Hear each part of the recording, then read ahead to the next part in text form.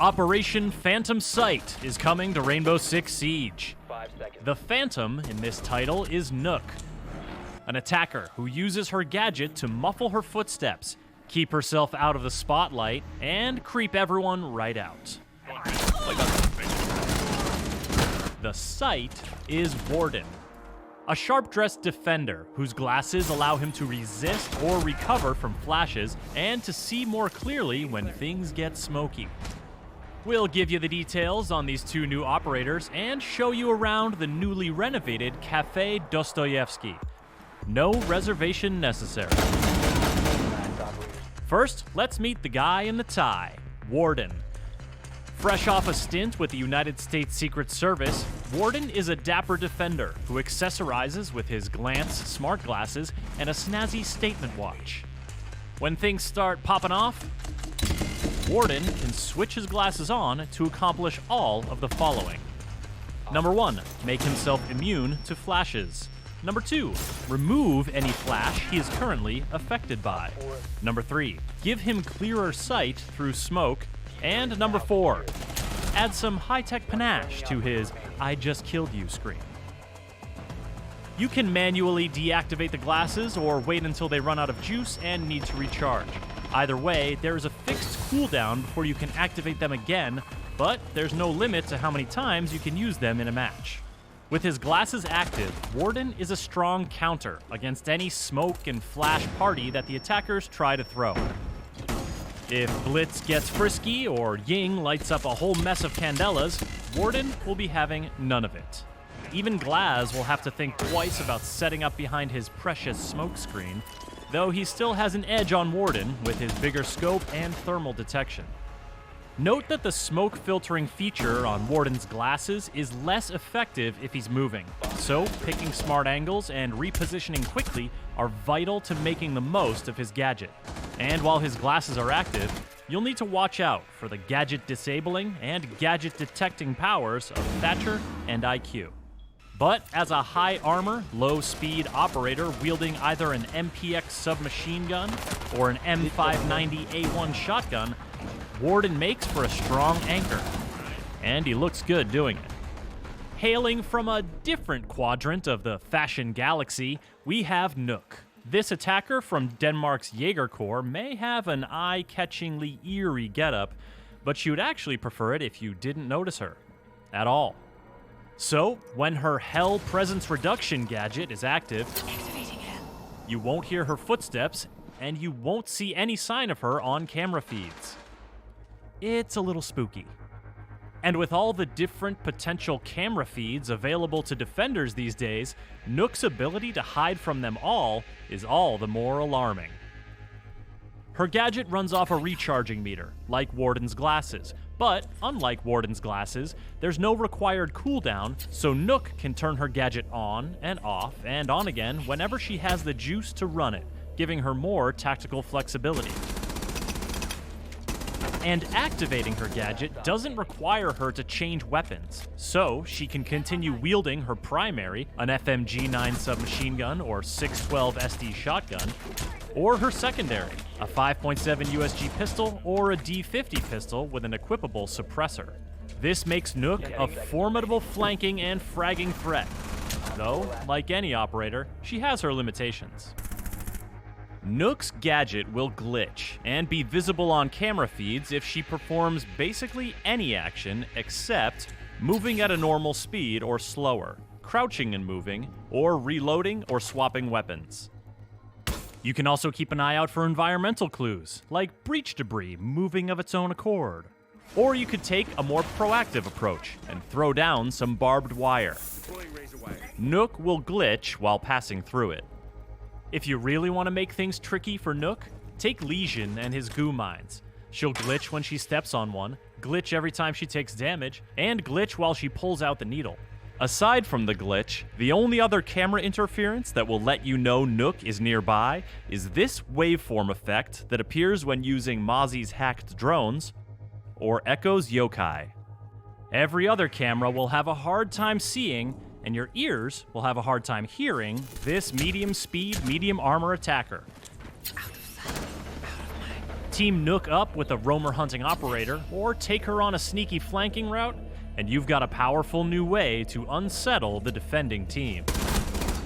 The map you've been seeing here may look familiar. It's Cafe Dostoyevsky, or Cafe to its friends. The Siege team has renovated this lovely 3-story gathering spot, creating new bomb sites, making old sites more viable, and generally sprucing things up for more balanced encounters.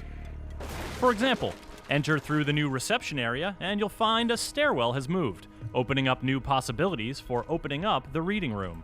The kitchen area has been extensively remodeled and given a festive touch, and there's even been some light roof work. The shiny new cafe map will replace the old cafe map for free when Operation Phantom Sight launches. The 2 new operators, Warden and Nook, will be available at launch for Year 4 Pass owners, and unlockable for all players 7 days later by using Renown or R6 credits. For more on Rainbow Six Siege, subscribe to this channel and visit us at news.ubisoft.com.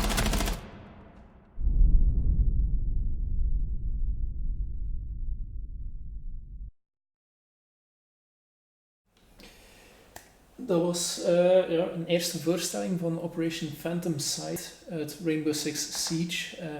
Wanneer dat die trailer uitkwam, was er nog geen release datum bekend. Vandaag is er officieel ook nog geen bekend, maar er gaan heel veel geruchten in de ronde dat dat morgen zou lanceren. Waarom morgen? Geen idee. Waarschijnlijk omdat ze het dan nu vandaag tijdens hun E3-conferentie van Ubisoft dus kunnen zeggen van hey, vanaf morgen kan je aan de slag met Nook en Warden. Warden die inderdaad de pornstash weer sexy maakt. Het zijn niet alleen 2 nieuwe operators die dus naar Rainbow Six Siege komen met deze nieuwe update, maar dus ook een volledig gerenoveerde café met een nieuwe layout, of toch een gedeeltelijk nieuwe layout. De keuken die is veranderd bijvoorbeeld, een paar nieuwe flanking routes en alles en nog wat. Maar Rainbow Six Siege is niet het grootste nieuws dat vanavond te zien zal zijn. Dat zal heel waarschijnlijk Watch Dogs Legion zijn. De game die naar Ubisoft traditie enkele dagen voor E3 geleakt werd. Deze keer door Amazon UK. Daar kwam de game plots zichtbaar en uit de omschrijving op Amazon UK konden we zien dat Watch Dogs Legion zich zal afspelen in Londen in de nabije toekomst, want het zou zich afspelen net na de Brexit, moest die er in real life komen. Dat zou wel tof zijn, voor Ubisoft zou het tof zijn, moest de Brexit ook effectief doorgaan. Het toffe, of hoe moet ik het zeggen? Het meest interessante tot nu toe die bekend is over Watch Dogs Legion is het feit dat je iedere NPC zou kunnen besturen op de duur. Je zal heel waarschijnlijk weer als lid van DedSec spelen, weet wel, de hackersbeweging die zich tegen CDOS in Watch Dogs verzet. En je zou kunnen dus NPC's inhuren. En als je die ingehuurd hebt, dan zou je ermee gewoon kunnen spelen. Dus dat wil zeggen dat die eigen animaties hebben, eigen voice acting, een eigen backstory, volledig uitgewerkte personages. En ik moet zeggen, voor in een open wereld game zoals Watch Dogs is dat wel heel erg ambitieus. Het is iets waar ik enorm naar uitkijk. Ik ben persoonlijk ook Watch Dogs fan, dus ik ben heel benieuwd wat het allemaal zal zijn. Waar ik ook benieuwd over ben, is wat ze tijdens de Ubisoft presentatie zullen zeggen over Ghost Recon Breakpoint, excuseer. Tot nu toe hebben we alleen nog maar een paar trailers van gezien. Het zijn heel goede trailers, dat wel. Ze zetten de sfeer heel erg goed en John Bernthal, die is ongelooflijk goed neergezet. Zijn stem is gewoon heel goed, hoe dat hij reageert. Het was vooral met de laatste trailer die uitgekomen was, die ik straks nog eens zal tonen, zie je gewoon zijn hele lichaamstaal. Het is praktisch alsof dat je naar The Punisher op Netflix keek, hoe opgefokt dat hij erin opgaat. En ik vind het gewoon prachtig om te zien. Plus ook de hele survival elementen die in het spel zitten. Ik had er eerst wel wat mijn bedenkingen bij, zoals survival bij Ghost Recon, maar hoe meer ik erover hoor, hoe meer dat ik zoiets heb van oké, dat kan tof worden. Gewoon omdat het geeft meer variatie in je gameplay loop. Het is niet gewoon meer door een jungle wandelen, je ziet vijanden, je schiet ze af en that's it. Nu moet je rekening houden met dorst, je stamina. Want als je te lang sprint, dan verwond je jezelf eigenlijk. En dat leven, dat krijg je dus niet terug totdat je iets gedronken of gegeten hebt. En dus interessant eigenlijk. Ik vind het tof. Vooral ook dat het helemaal samenwerkt, of samenhangt in het verhaal liever. Want deze keer zul je dus gigantisch in het nadeel zijn als Ghost. Want je gaat zonder backup het eiland Aurora op. Je hebt geen backup dus van andere Ghosts. Je hebt geen cavalerie dat je kunt aanvragen en alles en nog wat. Geen locals die je gaan helpen. Je bent helemaal alleen. Behalve dan als je online speelt met vrienden, want er zou weer koop multiplayer in zitten. Maar dan nog, je zit tegen een zeer formidabele vijand, namelijk de Wolves. Eigenlijk een splinterbeweging van de Ghosts. Het zijn ex-Ghosts in feite die het een beetje beu waren om altijd commando's van anderen op te nemen. Of tenminste, dat is toch hoe ik de trailers interpreteer. En die zagen een kans om een eiland vol met heel erg interessante technologie over te nemen. En dat hebben ze dan ook gedaan. En gebruiken ze nu volledig in hun voordeel. Het is dus aan u als Ghost om die wolves tegen te gaan houden. Voor de rest weet ik eigenlijk niet wat er allemaal getoond zal worden deze presentatie. Of tijdens deze presentatie liever. Want er is niet veel bekend over. Waarschijnlijk gaan we iets meer zien over Assassin's Creed. Waarschijnlijk een nieuwe DLC voor Odyssey dus. Sommigen zitten te zeggen dat er misschien een Assassin's Creed 1 remaster aankomt. Ik zie dat niet direct gebeuren, want Assassin's Creed 1 was nu ook niet zo populair en zo goed ontvangen. Zeker omdat het een vrij eentonige game was. Ja, oké, voor de periode waarin dat uitkwam was het revolutionair op grafisch vlak en al, maar het was toch wat eentonig qua missies en dergelijke. Maar ja, we zullen wel zien. Ik stel gewoon voor dat we nog eventjes naar die nieuwe We Are The Wolves trailer tenminste van Ghost Recon zien. En daarna gaan we live over naar de Ubisoft pre-E3 show. Veel plezier en tot straks. I'm a wolf, raised to be the alpha, but trained to follow. Alas, the beast can't be tamed that easily.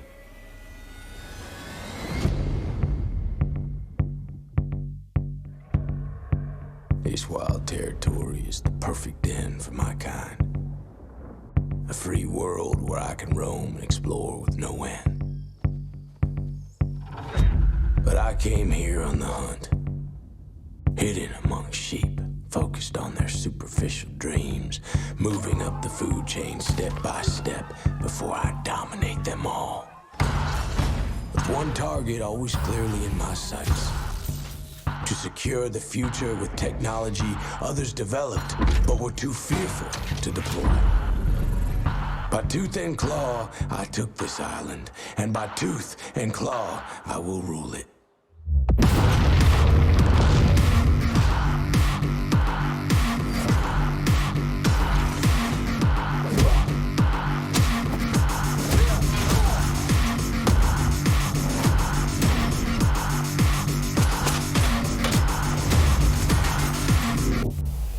The wolf knows when a predator nears.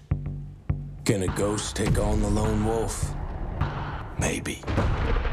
Tracking, analyzing, stalking, patiently, tirelessly. But there is no place for the weak and the wounded here.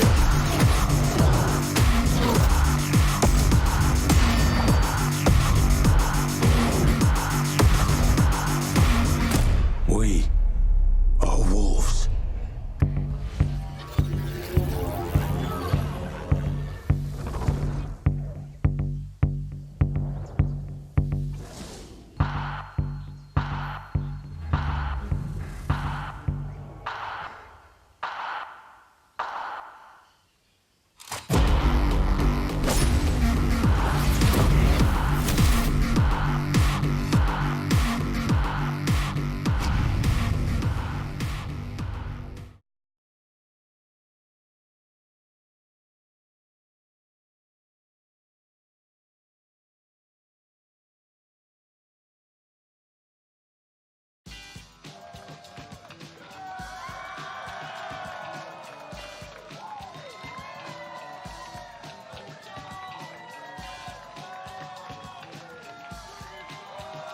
What's going on, everyone? We're at Ubisoft Live at E3 2019. I'm Yusuf, and this is Carrie, and we're going to be with you all week to bring you the latest news, announcements, updates, demos, show matches, and most importantly, the hype that is E3. Carrie, how you doing on this big, beautiful Los Angeles day? I am doing amazing. I am so excited for all the cool announcements we have starting right now. And over the next 4 days, we're going to have a little something for everyone. We're also joined by Kat and Chris, who are over in the fan zone. How are y'all doing? We're doing good. Carrie, we're great.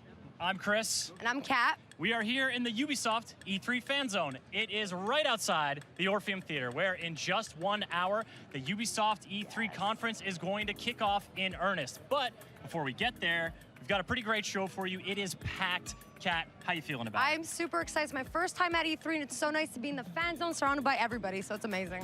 It's a fun place to be, and that's why we're streaming it to you all week long from E3. So let me give you a little rundown of the schedule. Right now, this is Ubisoft Live at E3. This show, we're going to be sitting down with creators from Assassin's Creed Odyssey, Trials Rising, For Honor, and Steep to get updates and news from their games. Yeah, but that's not all. We're also going to be showing some really cool gaming clips that come directly from you guys, our community. We're also going to be showing off a bit of our Ubisoft events calendar for this year. So if you see something coming to your city or somewhere near you, make sure you check that out. And also, this year's kind of special because we're celebrating something with the Just Dance community. After this show comes the conference at 1 p.m. Then an hour later, it's going to be right after the show, 2 p.m., a celebrity showdown in Rainbow Six Siege with two team captains you are not going to want to miss. Nope. So to get an update on that, we're going to toss it over to shoutcaster extraordinaire Parker and Taro Mackay. Thank you so much, Chris. Indeed, once the conference is concluded, we'll bring it out over here for our Twitch rival celebrity show match. Team T-Pain versus Team Little Yachty, all for charity with some of your favorite Twitch streamers as well. So we've got some more things to set up, but enjoy the conference, and we'll see you after the show. Gonna be clever tactics, intense action, and extensive property damage. Which we all really love. But that is not all. Starting tomorrow at 11 a.m. Pacific time, we're going to be streaming live from the Ubisoft booth at the Los Angeles Convention Center, so you guys can get an exclusive look at all our games. But for now, we're going to go back to Yusuf and check out what's going on with him.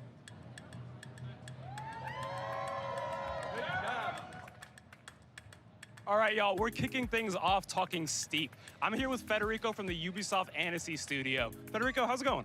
Good, super good. I'm super happy to be here with you today. So we're showing something off this time, right? Yes, absolutely.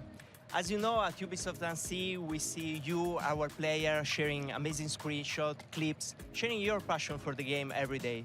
We are very grateful for that, and you inspire us.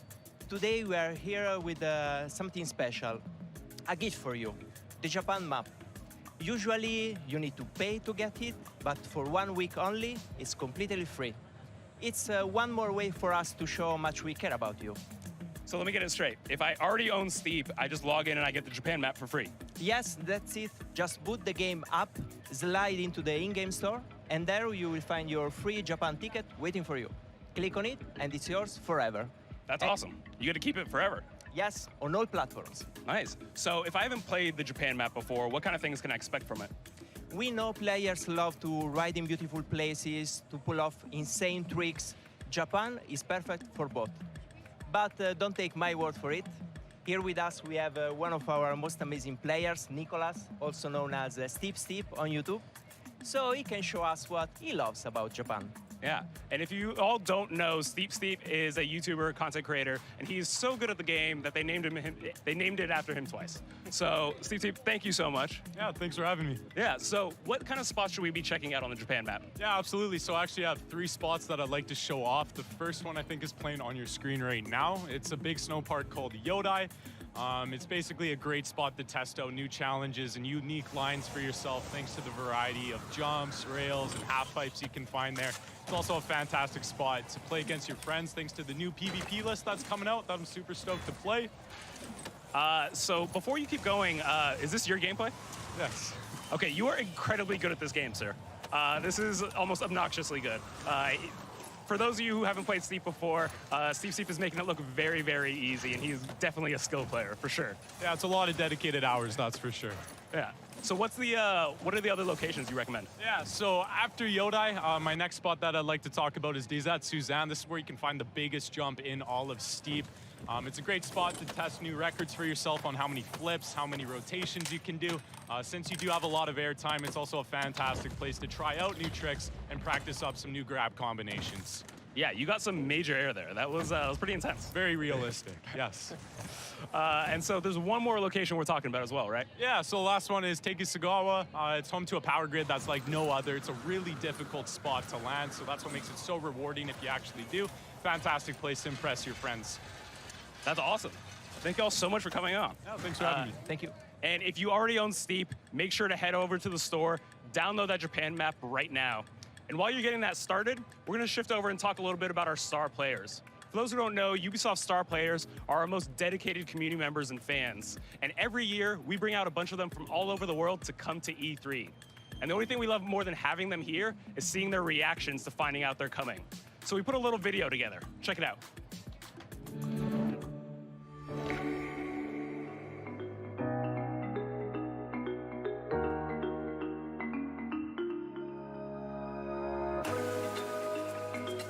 Thank you for following Ubisoft. Wait, is that like the official Ubisoft? Holy sh... Ubisoft is in here. Ubisoft, hi. Hey, how's it going, Ubisoft? Good to see you. Oh my god. Check your email, do it. Is that something I should do? Wait a minute, I'm nervous now. Check my email. Shit, my pin down. What is this? Shut up. What? What?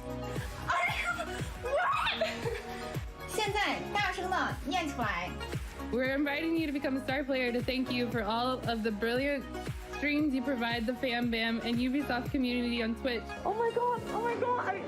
Oh my god, oh my god. Eu estou em choque. We're all here. Chat, look. Oh my god. Guys, thank you.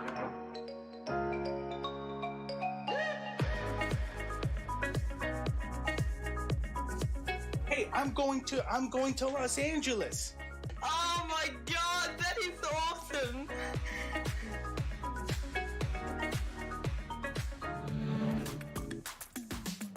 Now, if that doesn't warm your heart, I don't know what will. As you can see, I'm surrounded all around me by the star players. Are y'all excited for E3? Yeah? Well, enjoy the show, y'all. Next up, we're gonna head over to Kat in the back lot for an update. All right, well, thank you, Yusuf. Right now, I'm in the fan zone where we've invited different community members, content creators, and players to join us in the passion for gaming. And to kick this off is Game Styling. So hi, Game Styling, how are you? Hey, I'm great. How are you? Oh, very good, very hot. It's boiling outside. Yeah. So you create custom game pads. Yeah, I create custom controllers and consoles for people all around the world, companies. So here's an example of what we made.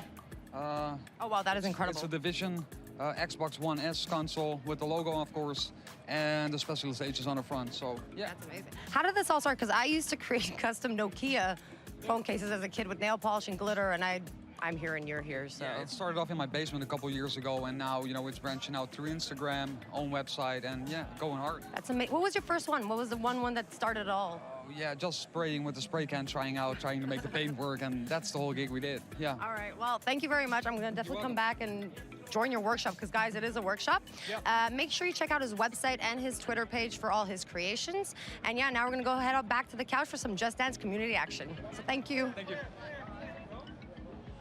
Thanks, Kat. Joining me here on the couch, Monique Neff, Just Dance community developer, and it's a big year for Just Dance. Isn't that right? Absolutely. It's Just Dance's 10-year anniversary. 10 years of Just Dance, a whole decade of that game just like being such a joyful presence. Makes you a little nostalgic, doesn't it? I mean, definitely. And it's kind of honestly really crazy to think about how it's grown into the best community in my humble opinion. So we actually put together a little video looking back on an amazing 10 years together. Let's check it out. So this year is the 10-year anniversary of Just Dance. It's not just about the dancing, it's not just about the community, the costumes, there's so much more than that. When the original one came out, I was like 14, but it was really special for me because it was a way for me to learn how to dance without feeling embarrassed. There's an entire universe that I discovered, and for the first time, I danced with people that were as passionate as me. I don't even view it as a game. It's I guess, like a lifestyle, really. It's changed so many people's lives. The fact that Just Dance hits the 10-year anniversary makes me realize how much time has passed. The evolution of Just Dance 1 to what it is today is like almost a completely different game. I discovered so many new styles of music that I would never listen to before. It's broadened and cultured my music collection. I feel like it's a living thing, because each year it's bringing you to different universe. The costumes, the choreography, the backgrounds are all so immersive. How I would like to celebrate it. So maybe a marathon? Like playing all the games? I would love to do a cosplay with like a piece of every single game, like just everywhere, like have a little bit of Just Dance 1 here and like Just Dance 2 here or something. I'd love to do like a world mashup where I'm including all the different people that I've met via Just Dance, playing Just Dance, and have them a part of a video. I think that would be unreal. What I would do to celebrate the 10 years is, I think, just dance. We've been here 10 years. And here's to celebrating 10 more. Now, it's your turn. How will you celebrate? How will you celebrate? How will you celebrate 10 years of Just Dance?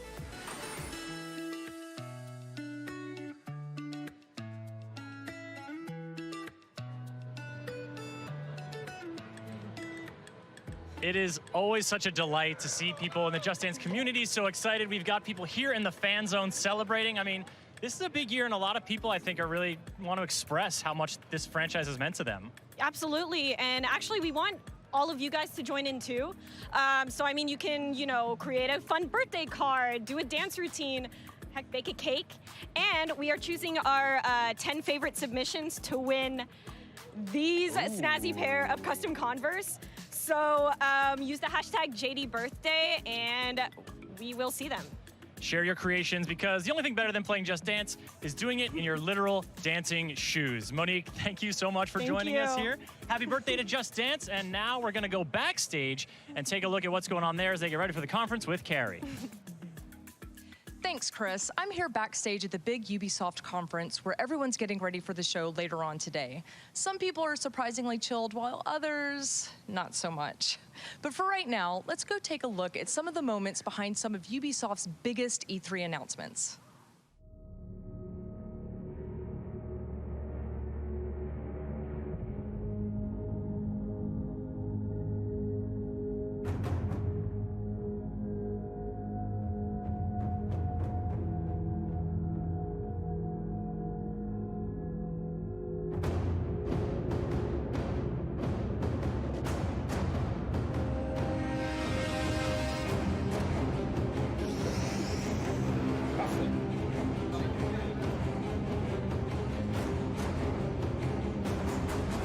More comfortable without pad.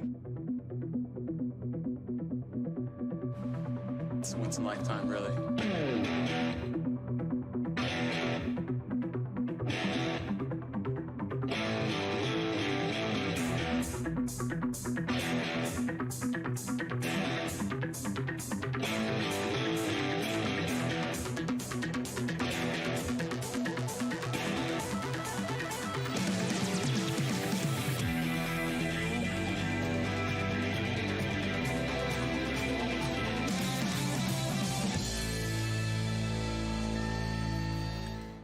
All right, so while our devs are getting ready backstage for the big E3 press conference, we have a surprise coming up for you guys right now, so check this out. I've made a lot of progress over the years. See this? This is one of my first videos. I couldn't even hold focus properly. And a wide shot? Forget it, wasn't happening. But I had one goal in mind. One. To be the best camera out there. So I train every day. Even the days I don't feel like getting up, I go. Sharpness, because that's the kind of guy I am. Focus. People have been asking for me for a long time. After all my training and everything I've been through, I think it's time.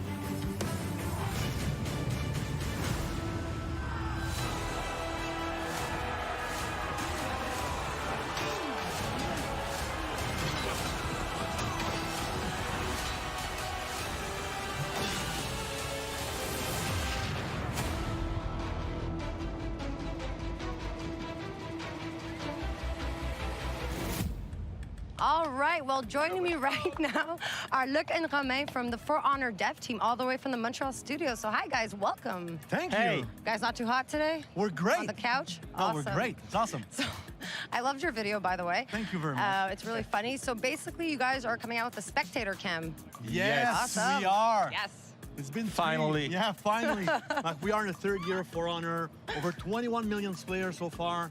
And people have been asking for that feature for a very long time. So we are so happy to bring it for them. So people are going to be super excited to see this right now. Yeah, they and what will. are they going to do with it, exactly? Wow, with the spectator mode, any of you playing the game at home will be able to watch their friend playing the game online. So it's gonna really improve the experience. It's gonna actually change it. You're gonna be able to follow, of course, anybody on the battlefield, but you will have access to the free camera mode. And so you will be able to move the camera freely around the battlefield and really see the action you want, the way you want to see it. So it's gonna improve the experience for anybody that like watching For Honor competitions, and it's gonna also change it for you guys casting those competitions as well. And also learning some tips and tricks from guys who are really good. Definitely. Cool. And when can we get our hands on this? So the spectator mode is coming later in 2019 for all our players on all the platforms. Sweet. And that's really exciting because you guys have a really passionate community that I'm sure is Oh, yeah. gonna... I'm sure right now they're super happy. Cannot wait to go check my Twitter account after this. They're great. They really pushed us in the past 3 years. They pushed us to bring the game forward, to improve the game at all time. We love those guys. We love those guys, and so we want to continue to work with them, and we want to include you guys in the development of that feature. So in order to get feedback and to make that feature as good as possible, we will go with a progressive rollout of the feature, including more and more people from the community, to the point when we will release the feature to all of our players. So stay tuned for it. Yeah, seriously, guys, keep your eyes peeled out for that. But before I let you guys go and enjoy E3... We have another surprise. Oh, no. Wait, is pillow fighting part... Okay. Is this part of spectator mode? No, it's not. It's Pillow just fight? we do a No? fighting Is that game, good? so we tend Okay. to each other. Sorry, guys. Yeah. But yeah, so what other surprises do you have for us this week? We have two, actually. I knew it. One on Thursday. There's the Wires Den will be broadcasted live from the LACC, from the show floor. So it's going to be a lot of fun with some show matches during the week. And if you keep watching in the conference, that will start in 42 minutes. Yep. We have something more. We have something more, and buy our t-shirt, you can maybe guess. And go Raptors. Go Raptors. Well, let's say, yeah, go Raptors. All right, well, thank you guys very much. I'm looking forward to it, guys. Make sure you check it out, what they have this week, especially the Warriors Den. And right now, we're going to head back to Chris in the fan zone with Major Look. Thanks. Bye. Bye-bye. Folks, I am here with artist and creator Made You Look, and I'm trying not to bother her too much because, as you can see, this is not exactly birthday party level face and body paint. I mean, no disrespect to tiger stripes and butterfly wings, but Made You Look, I gotta ask you, how did you really get into this and decide to kind of up your game? You know, creativity has always been a part of me. I've always been an artist, I've always painted, I've always drawn, and then video games just had a strong connection to my life. Being able to take somebody in real life and make them into a video game in real life is just so fun, so fun. And it's turning out really well. I mean, this is an iconic image we can all sort of recognize, Assassin's Creed. Tell us about the creation and what inspired it. Absolutely, we are inspired by multiple Assassin's Creed games. I didn't want to do just one. There's so many absolutely incredible ones. Our main source of inspiration is from Connor, basing everything in a white jacket down to all the details and highlights and shading, which is my favorite. I love shading in the paint. It's all in the details, right? Absolutely love details. Folks, if you haven't checked out Made You Look's YouTube or Instagram, you gotta go check them out because it's the kind of thing you like look at and then you immediately show to the person next to you, even if you don't know them, because it's that cool. Made You Look, thanks so much for joining us. Thank you, I appreciate it very, very much. Folks, meeting creators like this is part of these events. It's one of my favorite parts, and it's not just because I have a microphone. This is an opportunity for people to come, kick it in the fan zone, go into the theater and watch the show, go onto the booth and play the games, meet the people who make them. And you don't just have to get here in June to LA to be part of this. Ubisoft throws events all around the world regularly, and we put together a little video showing you some upcoming ones with hopes that we'll see you at the next one.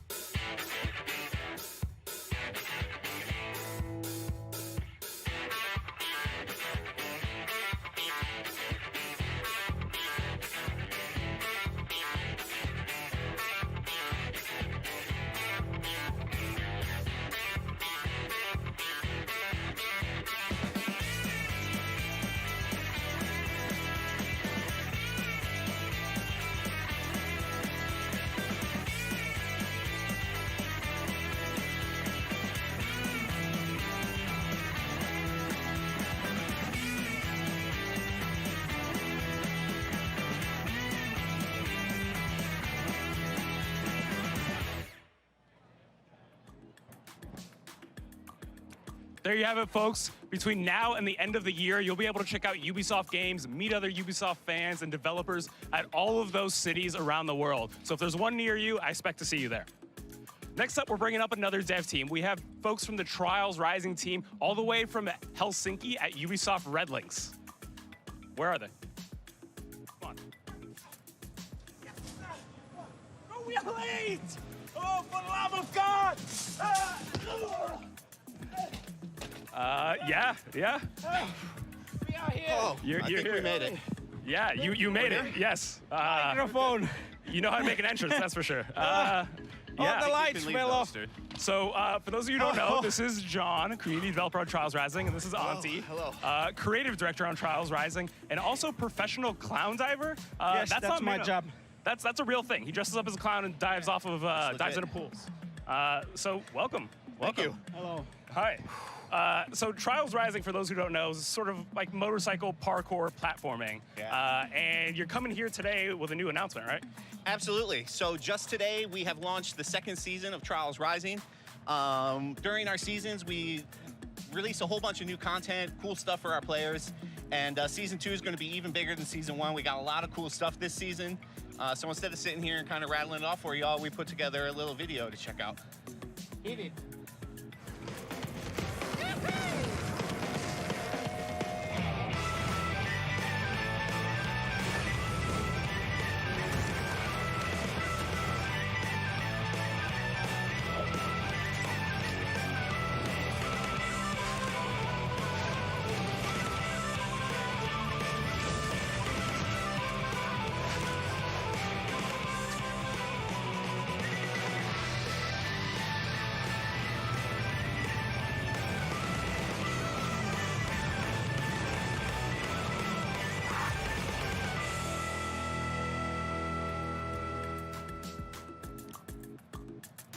So that wasn't just a prop that you stole from a supermarket. You actually put a shopping cart in Trials. Well, actually, we stole it from the supermarket, but we will bring it back, so don't worry.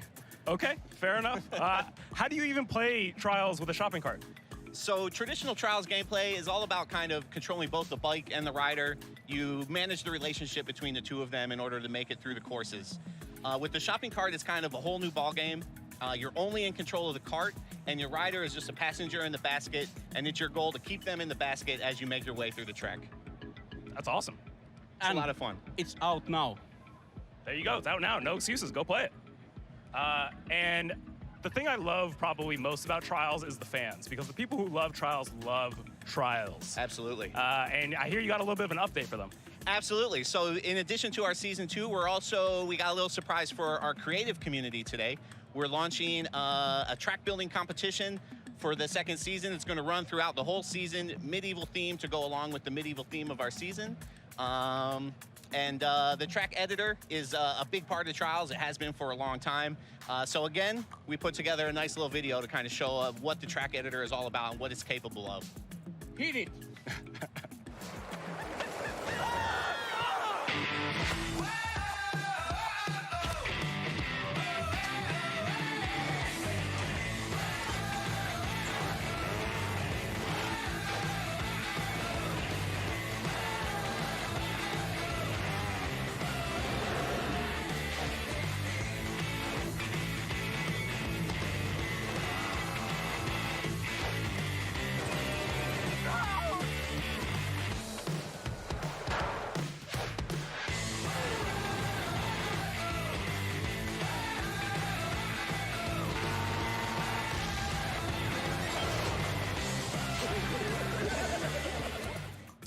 So, Auntie, I think I figured it out, why you're messing around with the shopping carts all the time. You got fans out here making your game for you. And that is what we hope. Half of our level guys have come through the community. So if you make a good shit, we will find you and we will hire you. Where's the camera? There. So make good shit, we will find you. Our tools are your tools. That's awesome. So go make tracks, maybe get a job, who knows? And for someone out there who maybe hasn't picked up Trials Rising yet, I hear you're gonna help them out. Give them a free copy maybe.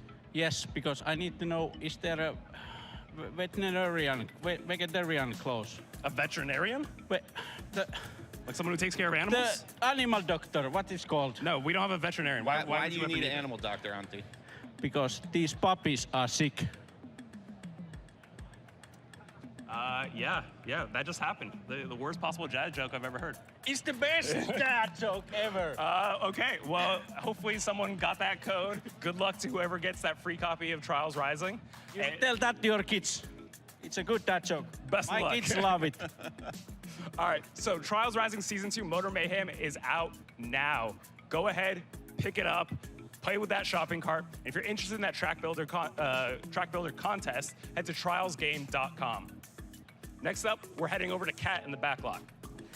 And Thank you, Yusuf. God, I love those two. Anyways, that is not our last update for this part of Ubisoft Live at E3. If you guys just joined us now, do not worry. We still have some cool stuff coming away in the next 30 minutes. The press conference itself starts at 1, and then it's followed by the Rainbow Six show match, the big game with T-Pain and Little Yachty, so you're definitely not going to want to miss that one. And then afterwards, we're going to be streaming all week starting tomorrow at 11 a.m., and then on Wednesday, and then on Thursday. But before we get there, we're gonna go and check out part 1 of our special edition of E3 Wow Moments.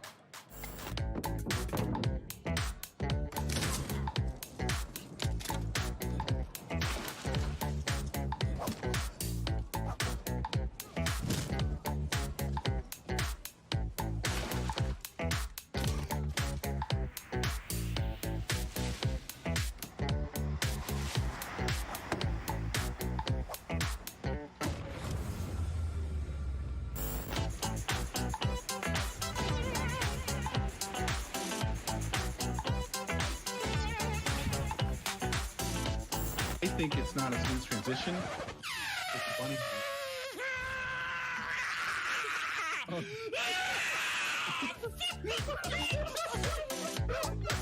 Okay, so I was just gonna play this one normal, but I want to show you something I just accidentally discovered because I was talking kind of loud and I heard myself through the game and I was like, how is that possible? So what I'm thinking is if I can sing on key into this ukulele, I could probably just a cappella this.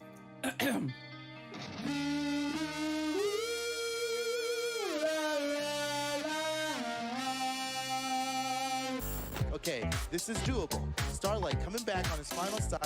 He is as healthy as can be. And Noel, probably one good hit away. My goodness! Not again! What? There!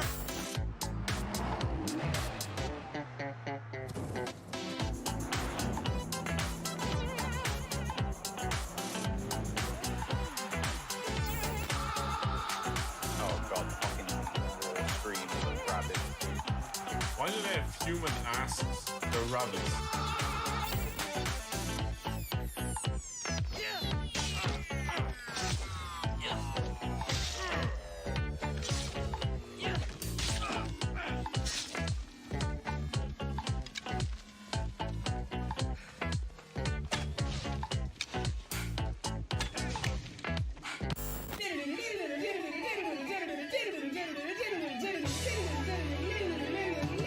Oh my god!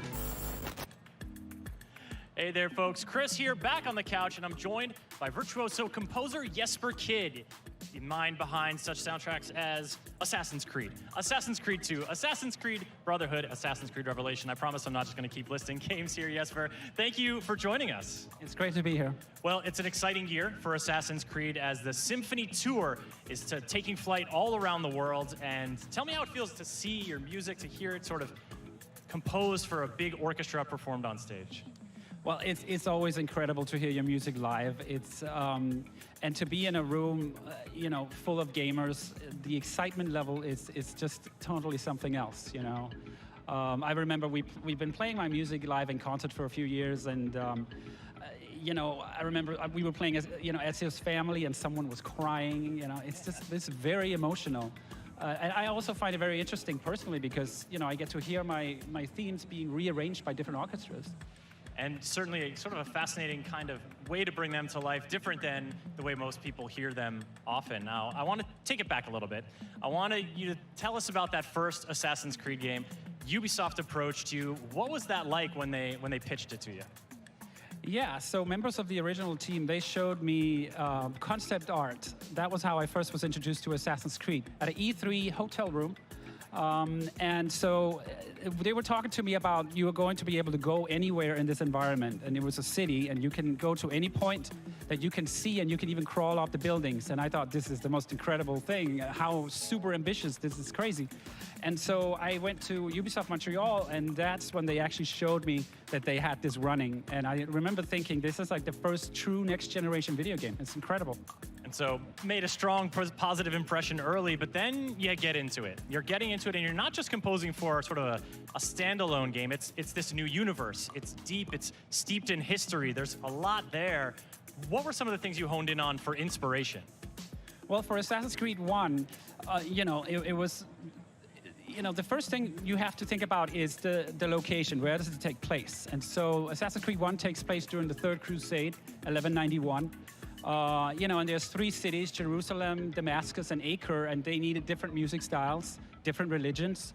And after that, they introduced me to the gameplay types. Like, for example, there is eavesdrop music. You're sitting on a bench. Yeah. Or you can get up from a bench and start following your target. And so these new gameplay types I'd never seen before, we needed to figure out how is that going to work. And then there's 3 key words that I was given by the team. War being one of them, so it's a very brutal time in human history. Another one was tragic, because, it's the Third Crusades. And the last word was mysticism, which I thought was a very interesting word. I tried to go really deep with that word, and I think the DNA of the Assassin's Creed score is definitely centered around mysticism. DNA, I see what you did there. Yeah. Well, the Animus is part of it too. There's this whole array of these different layers, and as you create them, it created a very strong identity for the series. And then, of course, it's out of the Crusades and off to Italy for Assassin's Creed 2. We've got a little clip here we're going to sort of show you. We should take a look at it, share any memories about that game, how it comes back to you as sort of how it was different, what new challenges it posed, and then how it led to Ezio's family. Right, so the thing that struck me most about Assassin's Creed 2, when I first saw a demo of it, was how atmospheric, and they were experimenting with romantic ideas. And I remember thinking, wow, that's really unusual. I'm going to have to write a very atmospheric score. And that led to Ezio's family. That's something that I felt was important for me to understand the character of Ezio, because he goes through such tragic moments in his life. And so this theme, I needed to write it to understand the character better. Mm-hmm. And then, of course, that theme becomes part of the Assassin's Creed series going forward. I mean, has it just been so exciting? How has it been to see how this series has just endured throughout the years? Well, it's incredible. I mean, I'm very honored that this theme is still being used, and especially, I see that theme as that composition, that theme has transcended its original writing, and I very much feel that it's a theme written around sacrifice, which is something that fitted with Assassin's Creed 2, but it's something that still fits the universe of AC, because all assassins go through a lot of sacrifice in order to become an assassin. They absolutely do. Jesper, thank you so much. And folks, if you are interested in checking out Assassin's Creed Symphony, go to assassinscreedsymphony.com for tour dates and tickets. Jesper, we're so glad to have you here. Thanks for having me. All right, folks, we are going to keep the creativity train rolling, and we're going to go check in with Carrie. Hey, Chris, thanks. I'm over here with Skunk in his workshop, where everyone is here creating some pretty amazing custom rabbits. Hey, Skunk, how you doing? I'm very fun, thank you. Awesome. It's hot out here, but yeah, we're having a lot of fun. So tell us a little bit about how you got started in making these really cool looking creations. Thank you. So I'm Skunk, a French artist. Sorry for my accent. And I started to customize some video game console 10 years ago. And then I'm doing some canvas, street art, and stuff like this. So this is my touch.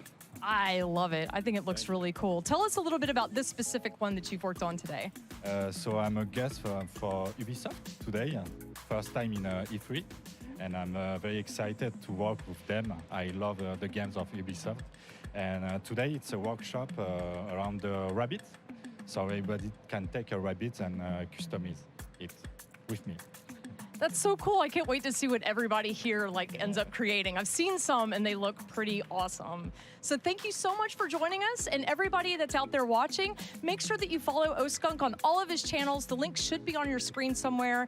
Hit those links and follow them like they owe you quality content, because they will deliver. Thank you again so much. And now, before our next segment, I want to get into something a little bit more serious. So we're here at E3, and everyone's excited about all the fun and games and announcements that are going on. But something that we don't really see that much are all the long hours, the late nights, and the absolute hard work and dedication that the devs put into making these games. So we traveled all over the world to our many studios, and we asked our devs one simple question. Who do you dedicate your work to? Check out their answers. Yeah! If I could dedicate everything to a group of people?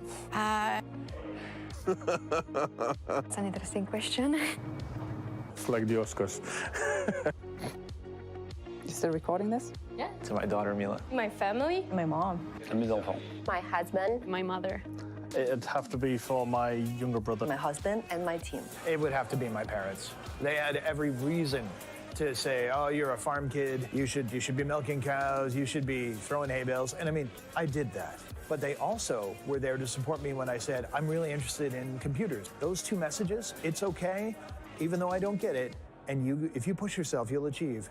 What an amazing parental combo. Actually, now that I have a daughter, I think a lot about women's issues and things like that, and I want her to be proud of what her mommy worked on. I would say strongly to my husband, because when I got a job offer at Ubisoft as an associate producer in Pune, he pushed me and he moved his work, he moved everything just so that I could live my dream. Ma petite fille maintenant, qui vient parfois au studio et qui aime bien tester, qui veut voir ce que son papa fait, et c'est génial. My parents, I thank them so much for allowing me to get into this industry despite not having any view of the future of how this could end up becoming a career for me. Yeah. Are they proud of you today? I hope so. Because, you know, it's too late. It would be actually the team that I work with. We work very, very closely. And I love this team, and also, even though I could, let's say, dedicate it to my family, I think the team loves the game more. Ce serait mon équipe actuelle, en fait. L'avantage et la beauté de ces petites équipes multidisciplinaires, c'est que c'est des toutes petites équipes, c'est comme une petite famille, en fait. It has to be every single person I've ever worked with at Ubisoft. The biggest strength about this company that differentiates it from anywhere else is every single person I worked with, that I've shipped games with, that have helped me from afar, that I didn't meet till years later, it's become a piece of me and influences how I do my job on a daily basis. I would say it's the developers, so the people who are working very hard. They're doing this because they love it, and they're putting themselves on the line to make the games that we enjoy. It would be for the people that buy only one game, and they buy yours, and they're really hoping that it's going to fit for them. And if it does, then that's the people who I'd want to really have the most fun with their game. Les joueurs qui acceptent de venir dans nos locaux pour tester les prototypes, parce qu'en fait, sans leur retour, on aurait vraiment du mal à faire évoluer les projets comme on peut les faire évoluer aujourd'hui. I would say the community of gamers that I kind of grew up with. You know, we made teams, we found sponsorships, we competed at events, and we kind of grew up in this industry together. Comme je suis directeur technique aujourd'hui et qu'on fabrique quand même des trucs assez compliqués, je dédierais ça à ma prof de maths qui me trouvait vraiment nul et qui pensait que j'aurais absolument aucun avenir avec quoi que ce soit d'un petit peu matheux, technique ou scientifique. Ce que je fais, je le dédie toujours à des jeunes qui sont motivés par le jeu mais qui ne savent pas trop se lancer, puis qui ont juste besoin de la petite flamèche là. The people that have a passion, have a goal in life, work for those dreams, work for those passion, because it's actually possible to get to that point where you work for your passion, where you are making those things happen.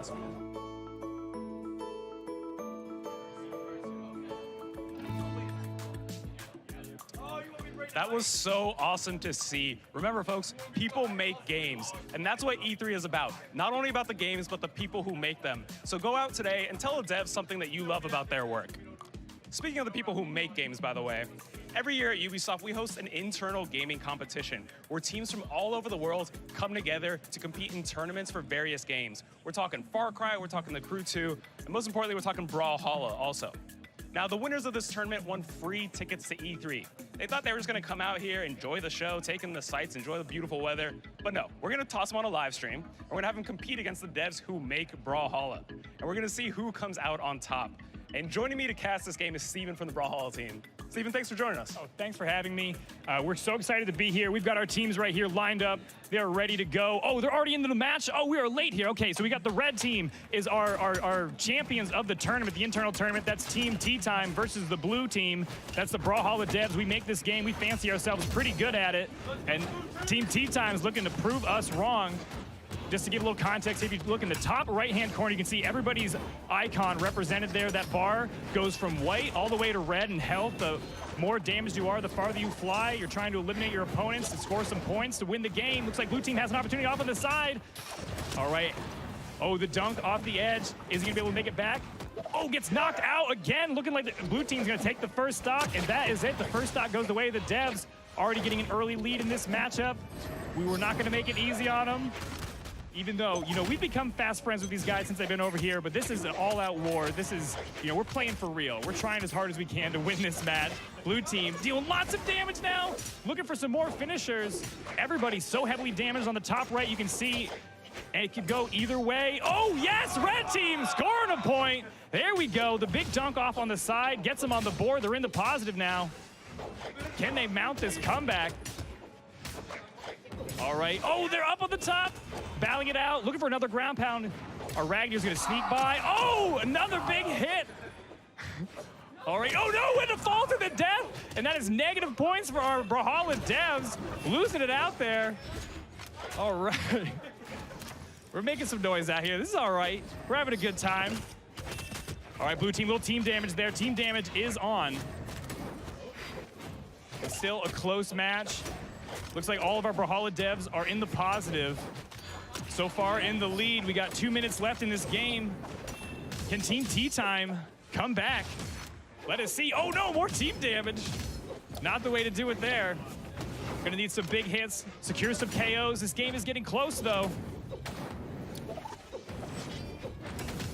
All right, caught in the cloud, thrown out far. Yes, oh wait, is that enough to turn the tide? I'm trying to do the math in the corner.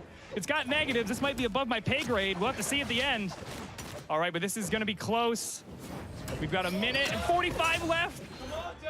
We came out here. Oh, what? Okay, nice cleanup on the side. Slashing his way through his opponent.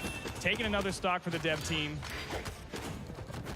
We wanted to make this as hard on them as possible, so we would have all the fun here. Oh, what? Okay, that bomb made it through. Nobody got caught up in that. Items are live on this one, too. So there'll be bombs and spike balls, all kinds of items you can throw around. Off on the edge, can blue team get the KO? No. Looks like our red player is gonna make it back up through, but not before getting thrown off again. Oh, double KOs coming out. Scores flying up. People losing their lives left and right. We've got 1 minute left in this game. Can red team come back? I don't even know the score. It's so close. Oh, we got some support for the devs. But Team Tea Time, I'm on Team Tea Time's, you know, side right here. A little bit of the underdog story, but they're coming back. They're doing some work. They've got some KOs. Oh, that bomb is gonna be trouble. Looking for the ground pound. Knocked off the side of the Ken. Oh, yes, that's a good bomb there. All right, a couple more big hits. Looks like we got one dev deep in the red on a stock. Could get another point before this game is over. Oh, but the blue team is gonna take another one from Team Tea Time. All right, we got one dev off on the right side, gonna make it back safely. That was like Gustav throwing out some haymakers. Oh, more points pouring in for the dev team. They are not gonna hold back, not in the final seconds. And there's, oh, another stock taken. Oh, red team somehow got a stock. That was a surprise stock. Surprised himself with that one. All right, here we go. One last shot. Oh, and there it is. GG's, everyone. Excellent work. Brawlhalla devs on top, though.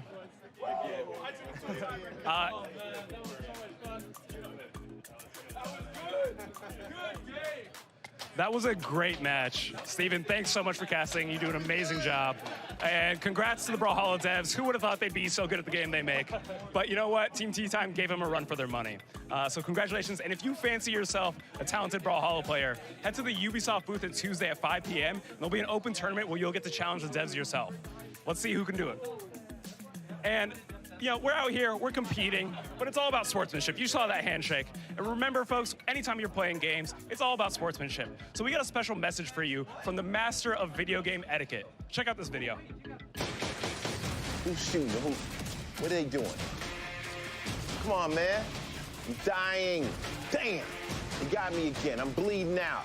Hey, you guys hold on. I gotta do something. Yes, I'm Ice-T. I'm sure you've heard all those stories about me, and they're all true. Now, you guys know video games are for everyone, and we need to keep a safe environment for the enjoyment of all.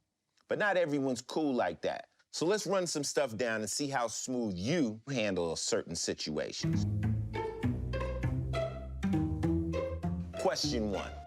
You're playing PvP, and you get smoked by another player, and he starts talking smack to you. So you, A, do nothing, you'll get him next time. B, camp and only try to kill him the entire next game. Or C, work on your game plain and simple in practice. A and C are right. Camp is for noobs, and I don't think your team's gonna be too happy about that. But listen, there's a difference between some friendly trash talk and being a toxic dick. There's nothing wrong with hitting your guys with a little smack, but saying good game doesn't cost you anything. Okay, let's try another one. The best way to handle a troll is A, ignore them, B, calmly tell them to chill out, or C, tell them to go f their mother with the controller. Listen, y'all, it's obviously either A or B. There's a delicate art to dealing with a troll. And my approach, which is obviously the best approach, is to kill him with kindness, or I just mute the dumb f***s. All right, last one. You're in a game, and over the chat, you hear a voice that doesn't quite sound like you. So you, A, stick to normal comms because video games are for everyone. And what's it to you? B, focus on your own damn game and mind your own shit. Or C, show some motherfucking respect because I'm sick of hearing all that sexist, racist, homophobic bullshit from a few punk-ass motherfucking dumb f***s out there trying to ruin this shit for the rest of us. I knew you'd pick C. Good job. I think we all learned something today. And by the way, team killing is for assholes, and talking shit to your own team members is some super asshole shit. So I hope this was helpful. I'm Ice-T. Good gaming to everyone. Enjoy E3.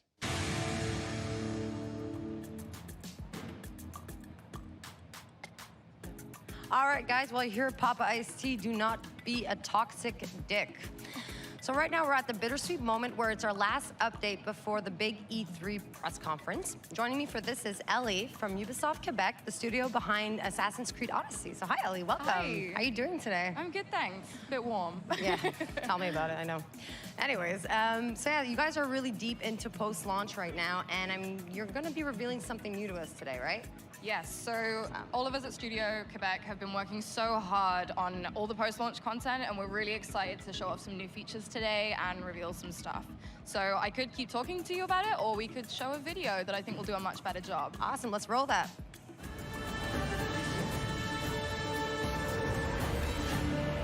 The Story Creator Mode is a tool that we're going to give to the community to create all the stories they want in the world of Assassin's Creed Odyssey. A story is a succession of quests that you can set up pretty much as you want. We have a wide variety of objectives to choose from. You can add characters from the main game, as well as write your own dialogues and share them with the whole community. You can pretty much write whatever you want within Story Creator Mode. The dialogue tools are actually based on the ones that we used for the main game. You can create branching narratives, you can role play. We know our community is quite creative, and I think whether you're into art or writings or just very curious about how games work, Story Creator Mode can appeal to you. There's so much potential, and there's so many different objectives and possibilities with the dialogue system, so really get deep into those mechanics and see just what you can actually create. The entire community is going to make us dream, make us cry, make us laugh. We're pretty sure that people are going to surprise us. I'm really excited to see what the community can actually come up with. I'm excited to see the variety of quests that they will make and the stories that they can tell within the world, because there is so much potential there.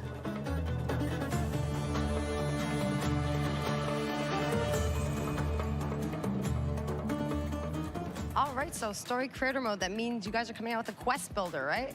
Yes. And that's a first for the Assassin's Creed brand. It sure is. So it's something that the studio have been working on since the very beginning of production, and it's going to be totally free to all players, and we're really excited for people to start creating and sharing and building things. Okay, that sounds amazing. And what does this mean for the community? It's something that we wanted to give back for a while because the community is so important to us, like the fans are so great, and we wanted to allow them to be able to make their own stories within the world of Assassin's Creed Odyssey, using the characters that they know and love, so they can actually create and share these things, and it's accessible to everyone, so that means it's totally cross-platform as well. Okay, I'm sorry for doing this, but that means everybody benefits, right? Okay, so how can we access that? All you have to do is go to the official Assassin's Creed website, and from there you can access the Story Creator Mode page, which has got the creator tools, it's got the Explorer, you can see everything that people have managed to create before, and then you can access the quests in-game as well. Perfect, and one big question I'm assuming everybody watching is going to want to know, when can this come out? So I'm super excited to be able to say that it's actually releasing right this second. Yes. You can go to the website now and download the update, and you'll be able to create, share, and play. All right, perfect. Well, you guys heard that. Don't forget, you can go right now and download the update for Assassin's Creed Odyssey and get your hands on the quest builder. Thank you so much for that. That's Thank you really for awesome. having me. And guys, please, I'm super excited to see what the community is going to come out with. I want you guys to create a bunch of cool stuff and yeah, get cracking on it. Congratulations on this awesome new feature, the Story Builder. It's really cool. It's almost like the game's going to start developing itself. Well, another really cool feature that we have to talk about today that'll make the world of Assassin's Creed Odyssey even deeper. Here to talk to us about it is Maxime, the content director at Ubisoft Montreal. Tell us about it. Well, thanks for having me, Carrie. So it's already been announced a while ago, but I'm super happy to say that the Discovery Tour is finally coming to Assassin's Creed Odyssey. That is awesome. So this is going to be our opportunity to learn even more about the world of Cassandra and Alexios. Now, for those of us who may have forgotten what the Discovery Tour is, give us a little bit of a reminder. So it is basically the same world as the main game, but we remove any pressure, any conflict from it. Here, it's all about exploration. It's really meant to be accessible for gamers and also for non-gamers. I loved the first one that was set in ancient Egypt, but what's new in this edition? Like, what can we expect, us tourists? So there are many new things, but I brought a small video to share that with us. So as we're gonna see here, we're gonna go into Sparta, and it's gonna be a tour about education. So when we get there, there's actually a character that's waiting for us to invite us into the tour, King Leonidas. Now, it looks like you've got a pretty special avatar there. Yes, so we've got a very cool set of avatars ranging from historical characters to very unique ones like this cultist. So they're part of a progression and reward system. The first cycle of the Now, it looks like we just entered a station. Tell us a little bit about what's going on here. So, we're in the tour regarding education. Now we're seeing this highly realized cinematic. So this is the new format. It really helps us to focus on all the small details and intricacies of the beautiful world of ancient Greece. That is so cool. I love how Assassin's Creed puts history into the game. So okay, so Leonidas is waiting for us at the end. Yes, so it's the same character from the beginning of the tour. He's waiting for us, but now he's offering to us something very special, so we can take a fun quiz to test our knowledge. Quiz? Yeah, so I hope you've been paying attention, but let's go for one easy question, right? Okay. Let us see how you fare. First, a simple question. When were Spartans allowed to grow mustaches? Mustaches. Yeah, tough question. I'm going to say 10. I feel like Spartans could grow the man scruff at 10. I feel like that's a thing. Let's try that.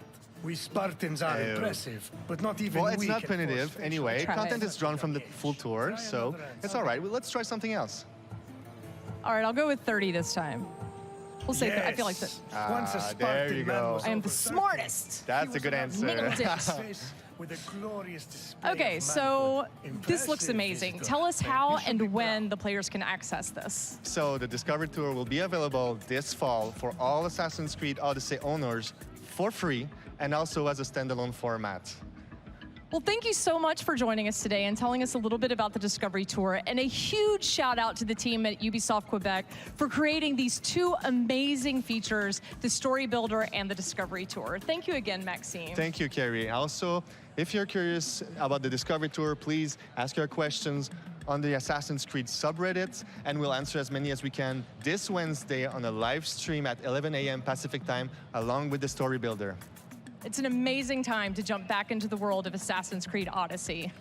Now, for those of us who are just joining the live stream, the conference is going to start really soon. But before we wrap it up and jump into the theater, we have one more amazing wow moments compilation for you. Now, these are the best clips that we received from you, the community. So hold on to your beards, mud flaps, butts, whatever you got.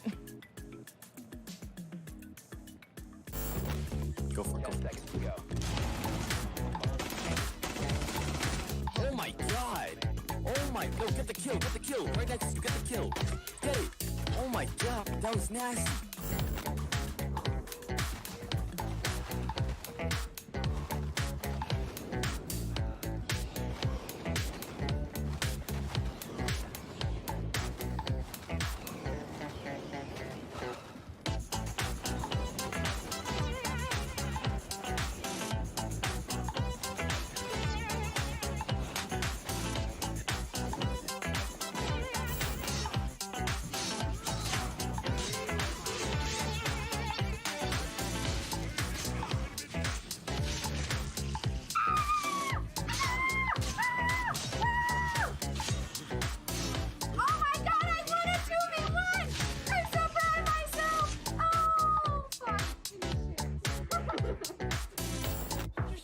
Hi, Bean. I'm Bean, creator of Wikipedia. You know, Wikipedia. shop for maps and...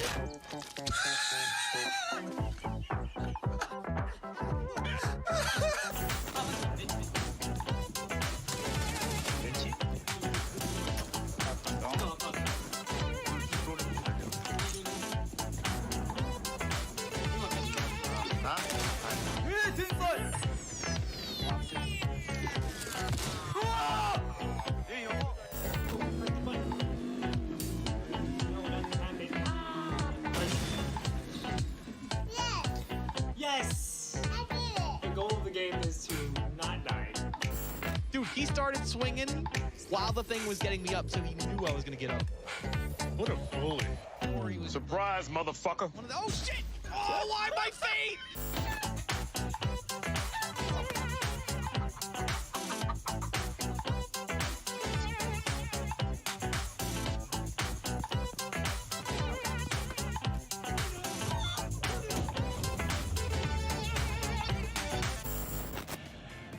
I think they had to invent an ESRB rating descriptor for chicken-related acts for that last one. That was mean. I felt so bad for the chicken. It's very I just creative. thought it was funny. I don't know. Poor chicken, though.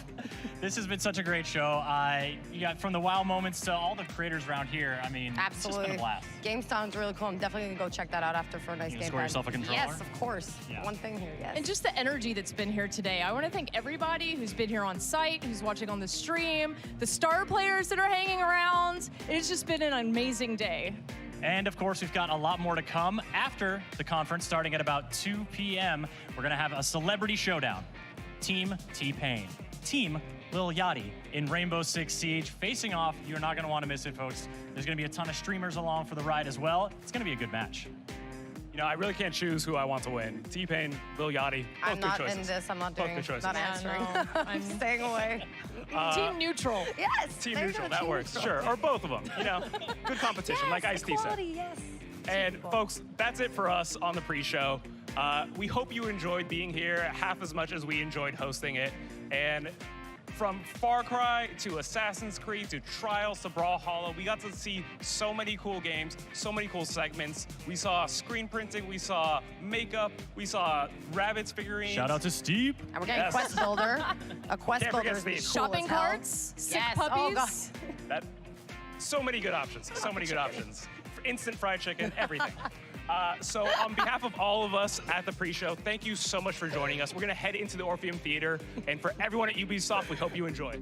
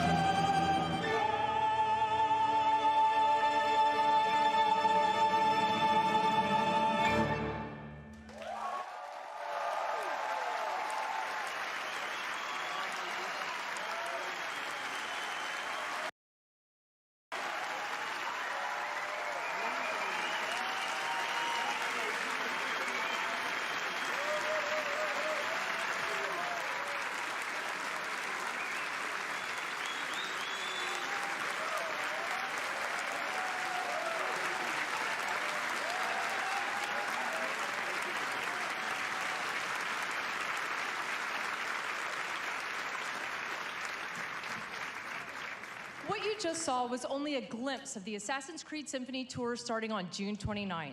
Imagine an 80-piece live orchestra and choir playing the iconic themes from Assassin's Creed while you relive some of the most memorable moments from over a decade of Assassin's Creed in an immersive experience. Check out acsymphony.com to learn more. I mean, excellent music, great performances, goosebumps. If you like those things, I think those shows are going to be for you. But, of course, there's one show that we all came here to see, the Ubisoft E3 Conference, and it's just about to start here from the Orpheum Theater in Los Angeles. Now the house is packed, and to give you folks at home an idea of what that feels like, can I please hear the balcony people make some noise?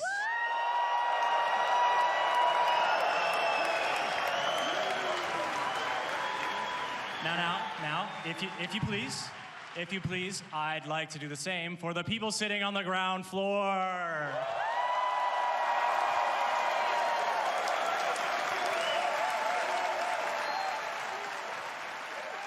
Well, the excitement is here, folks. We hope you're feeling the same way there. From everyone at Ubisoft all around the world, please enjoy the show.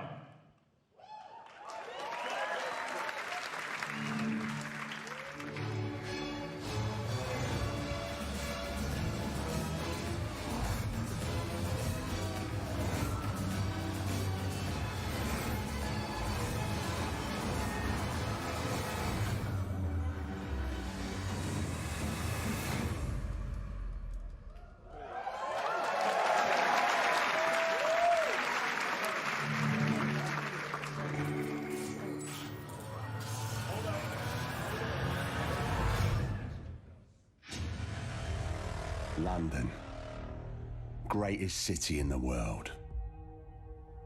Well, used to be. Now it's a right mess. The government's fucked off. Extremists are grabbing power. Organised crime slicing up the boroughs. The war dogs are out. And freedom's a bloody joke. But this ain't their London.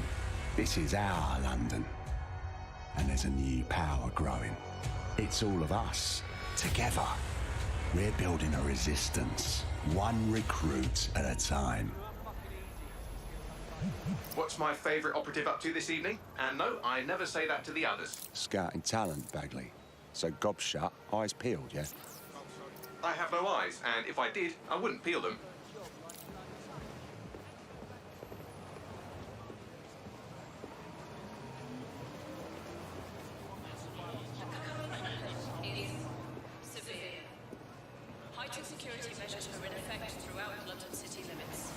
Bloody drones are everywhere, kicking our fucking teeth in lately. Then I recommend you recruit someone who can deal with drones. Brilliant, never would have thought of that. Oi! You're clear. Sod off. All right, easy. I'm complying. Impressive skill set. Sure, but we need a drone expert, Raj, not a shit kicker. File that one away for later.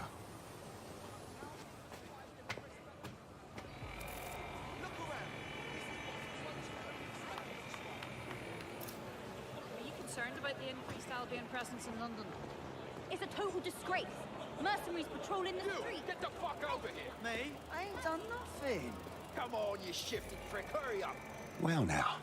Jimmy Shaw. No formal engineering training, but he has several mischief charges for hijacking Albion drones. Hold still. Fuck you, man. You got no right. Fucking hell. We find our drone expert and he's about to get himself nicked. I'm dead set. Get out of here. Riot drone! Stop. Keep your hand visible. Best not to escalate if you don't... Oh, just ignore me. Prepare to be detained.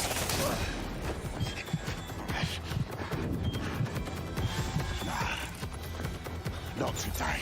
Halt. Prepare to be detained.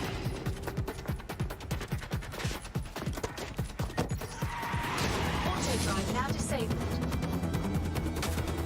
Several chase drones are converging on your position. No shit.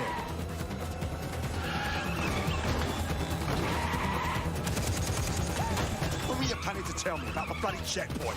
Oh, there's a checkpoint.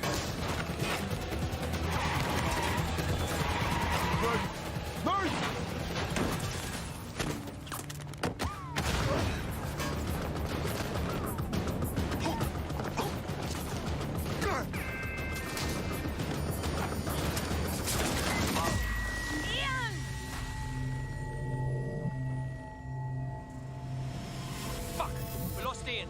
He's gone.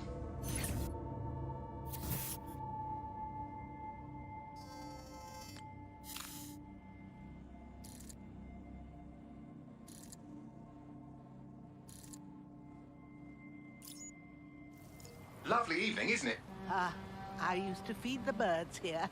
Now they're all bloody machines. Get used to it. In the long march of progress, everything dies eventually. Eventually, even you, Bagley, I'm sure. Now, there's my Helen. Speaking of death, you'll never guess what just happened to Ian. Oh, for God's sake, Bagley, a little respect. Then let's finish what he started. He was working on a new recruit, a drone expert. That's promising. What do we know about him? Albion scanned Jimmy just before Ian was killed. I should be able to predict his next move from that data. Unfortunately, his records are locked up tighter than your compression stockings. Are they now? But this case should be handled by the Met. Albion's even taken over Scotland Yard. Complicates matters. And there's my way in. Hello, darling.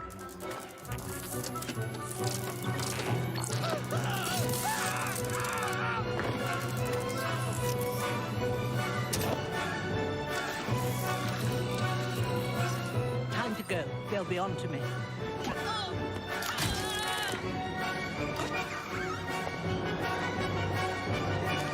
Sleep tight.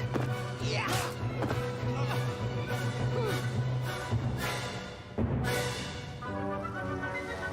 The files you stole indicate that Jimmy's gone to Camden Market.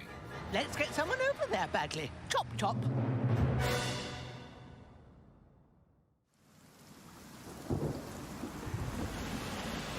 Ready for some action, Naomi? Always. But this recruit better be worth all the trouble. According to the Scotland Yard records, Jimmy's sister was killed by Clan Kelly. We believe he's seeking his revenge inside Camden Market. Camden Black Market, you mean? Yes, the Kellys are rumoured to run all sorts of illicit goods out of the old stables. Some with fingers and toes. If he's gone in there alone, he's in big trouble. The Kellys have this place on full lockdown.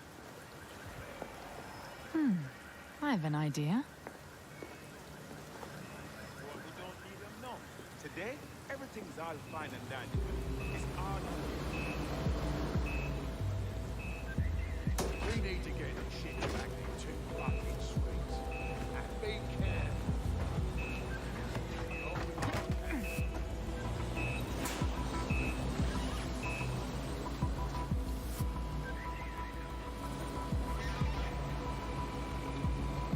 Now, Naomi, we've already lost one operative, so try not to get killed, or we'll be in the red for the day.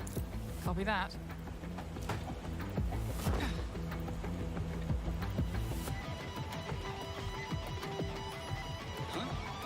What the hell? Is this a meme? This better be a joke or I'm snapping.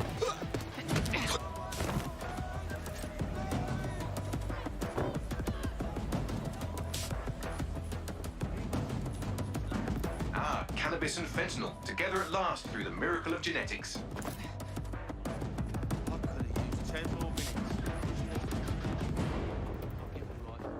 The Kellys are moving loads of weapons out of here.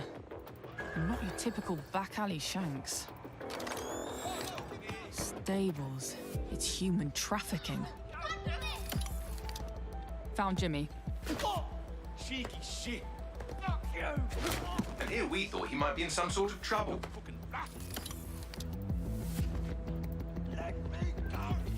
So, how are you going to get him out of there? Lots of hugs and kisses.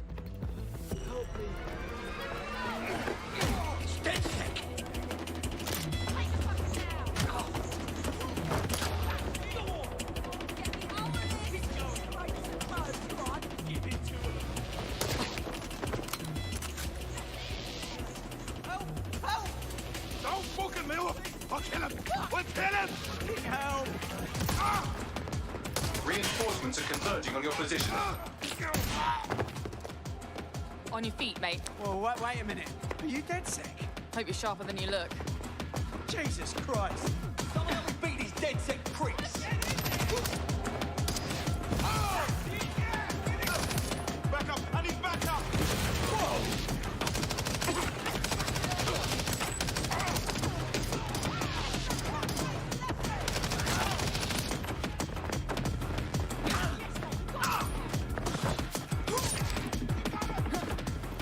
Patrolling help.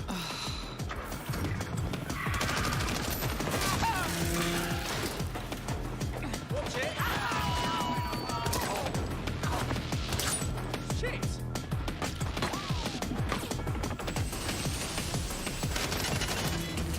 Fucking hell! Run!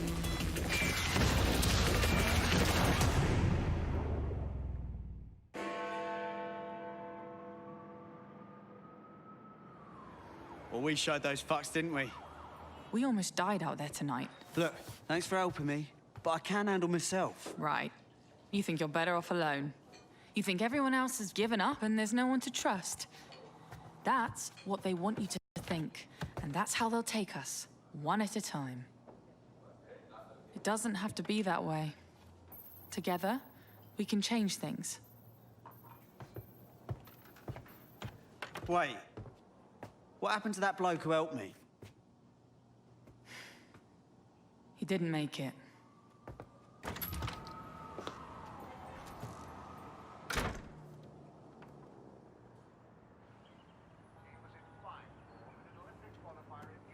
Fuck it.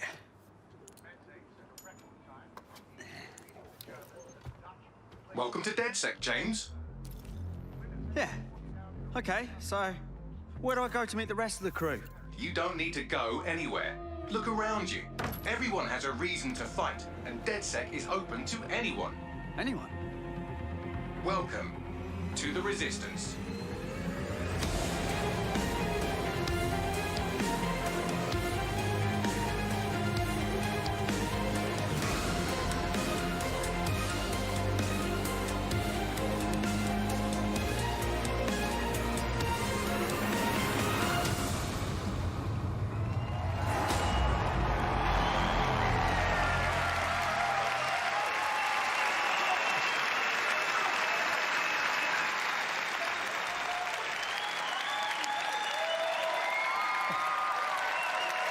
Thank you. Thank you. Guess I'm going to make you all wait so long, I should really knock it out of the park, huh? I'm Clint Hawking. I'm the creative director of Watch Dogs Legion. And for the past few years, the team and I have had the privilege to work on a game and an innovation that we are very proud of. Watch Dogs Legion is set in London, one of the greatest cities in the world, and it's had a massive influence on all of our culture for centuries. Today, with Brexit, London's at a turning point. It's hard to predict what the future holds for London, for the UK, or for the world. But history has proven time and again that where London goes, all of us go together. In our near future, London is facing her downfall. The UK has become a surveillance state, and freedom has been replaced with fear. Armed drones patrol the streets, deportation squads rip people from their homes, and Granddad is using crypto to buy a new kidney on the black market. But Londoners never surrender. Their resilience and determination is an inspiration to us all, and they are the heroes of our game. All of them. In Watch Dogs Legion, your mission is to build a popular resistance to fight back against the emergence of an authoritarian regime. This means you don't just play as one hero, but many. And in Watch Dogs Legion, you can recruit and play as anyone.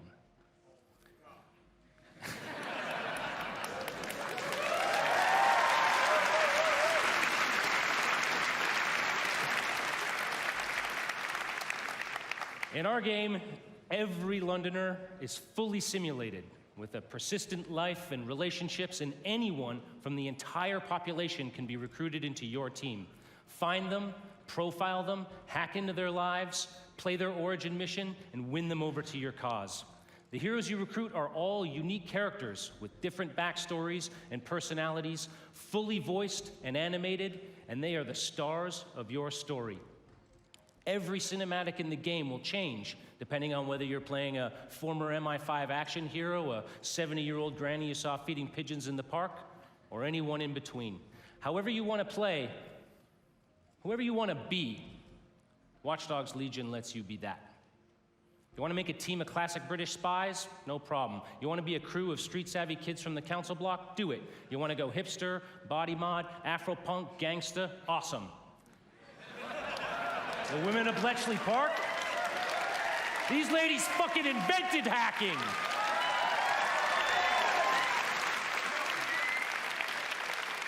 Play as Anyone is the innovation that transforms a story about freeing London and the world from the grip of tyranny into a game about the heroes that live in each of us.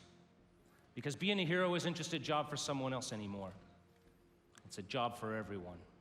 So on behalf of the Watch Dogs Legion's team here and around the world, I hope to see you on the booth. Thank you for your time, and welcome to the Resistance.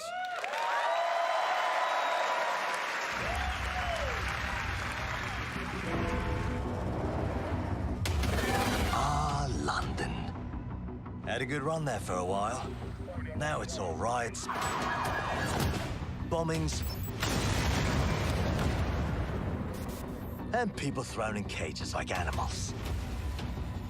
Oh, and who could forget the killer robots everywhere? So yeah, it's all gone a bit shit. It's up to us to take our city back. Thing is, we can't do it alone. We need to recruit a resistance. I know what you're thinking. Where do we start? Open your eyes and take a look around. Look here. Look at him. No, not him. Him. Former MI5. Duty never ends. He can get anywhere and erase anyone. See her? Let's kick those bastards out of London. She got kicked out of Oxbridge Robotics School for teaching him to reproduce.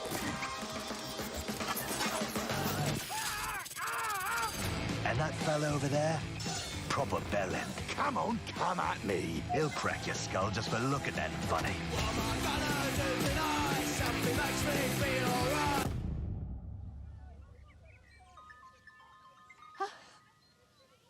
This had better be fucking good. And allow me to introduce you to the deadliest of the lot. She's not old, she's experienced. Like I said, you can recruit anyone, and I mean bloody anyone. Him, her, everyone is a secret weapon.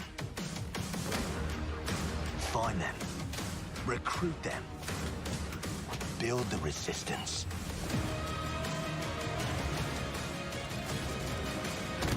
Let's unfuck this world.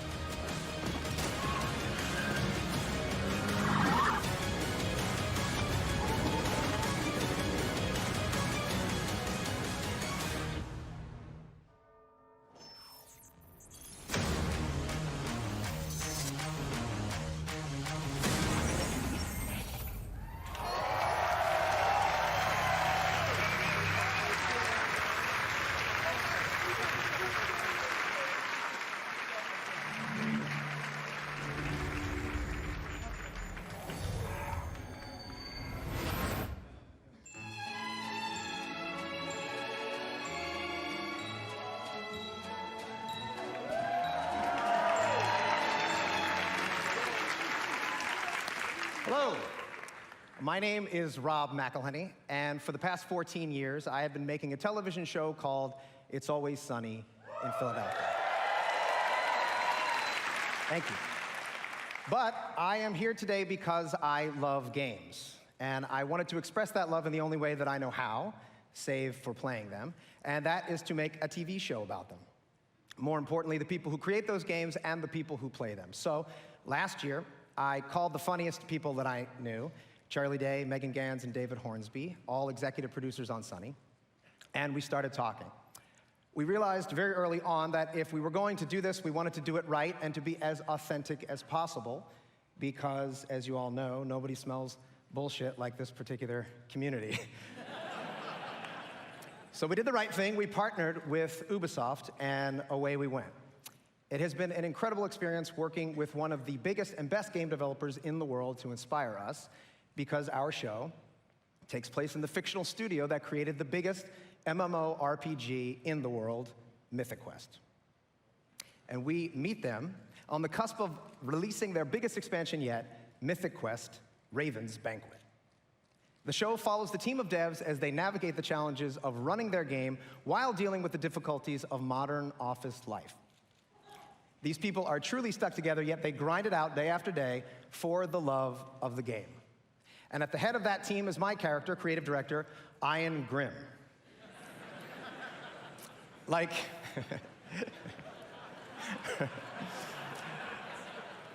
most creative directors, he's gifted, driven, and tirelessly dedicated to his game. And like most of the creative directors that I've met, he has an ego the size of a city bus. I'm gonna get my ass kicked backstage because there's a lot of creative directors here. Joking aside, it is clear that those creative directors and the thousands of people who work on these games put everything that they can into them. They recognize that they have a tremendous opportunity and responsibility, that they must do everything in their power to ensure that the games are nothing short of the best that they can make, because that is what the community, you, deserve. I promise you that in making this show, we took the same approach. So without further ado, here is a brief look into our upcoming TV series for Apple TV+, Mythic Quest: Raven's Banquet.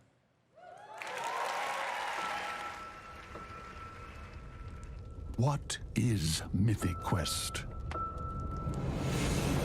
Some may say it's just a video game. When it first debuted, MQ was hailed as a masterpiece. Now played in 20 different countries on 6 continents, it's the biggest massive multiplayer role-playing game of all time.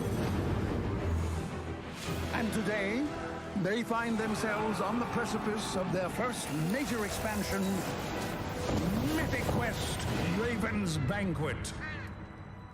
And it all falls on the shoulders of one man, creative director Ian Grimm. When we think about cultural touchstones, we think E.T., Star Wars, Avatar. And yet our industry dwarfs the traditional entertainment business. So when we think about legends, why not think Mythic Quest? True indeed.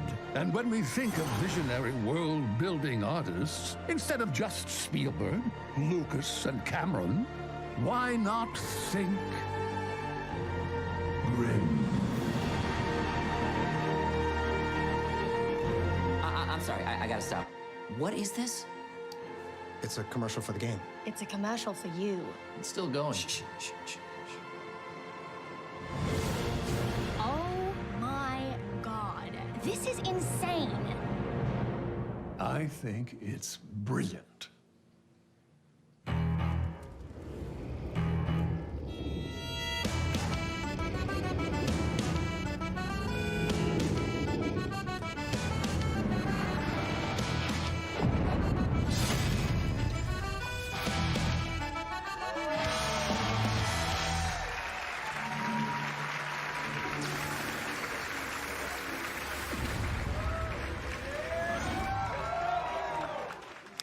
Hey there, my name is Parker Intero Mackay, esports caster for Rainbow Six Siege. There are so many exciting things to come in Year 4. In-game events, map reworks, playlist updates, a roster of 52 unique operators, and of course, a thriving esports scene. Starting tomorrow, you'll be able to enjoy our 13th season, Operation Phantom Sight. This major content update brings 2 new operators to Team Rainbow, Nook and Warden.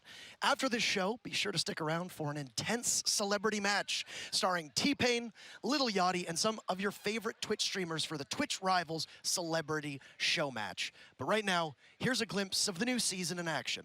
Thank you, everyone, and have a great E3.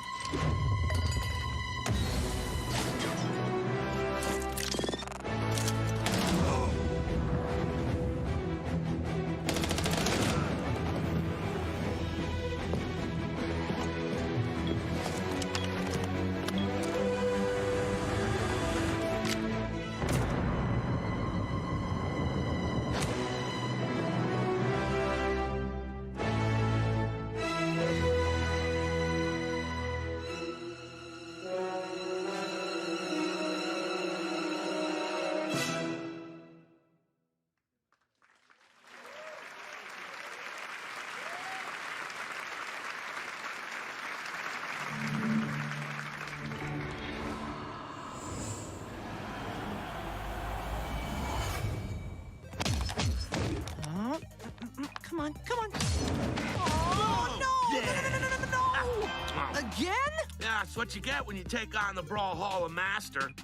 These things are whack. 1v1 me, bro. For real. Yeah, I'll toast your buns again, sure. Want to choose a different character? Yeah, I choose me.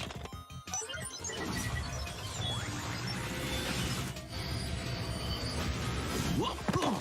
Yeah, woohoo! Brawl Jabraic. Oh, my burrito. Whoa, it's those guys from the game.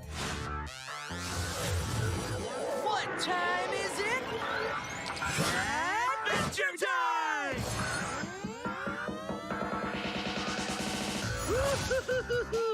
Love that bacon hammer. All I do is win. Got him! Go for it, PB. Uh-huh, Princess Bubblegum gonna show you up. Homies help homies. This place has everything. Ha! Did somebody order a combo? Yeah! Woo! Mathematical! 25 million players! Dude, that's almost 25.5 million. Oh, snap! Look out! Bacon pancakes, making bacon pancakes. Brawlhalla? Brawlhalla? No, man! Brawlhalla! Oh. Hey, welcome to Brawlhalla. This game is...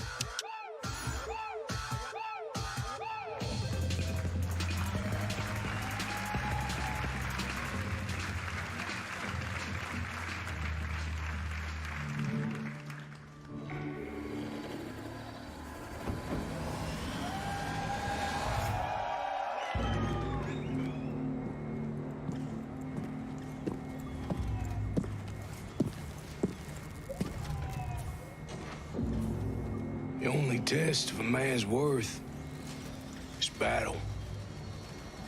When those rounds come screaming past your head, you're gonna learn if you're hungry enough to take that victory.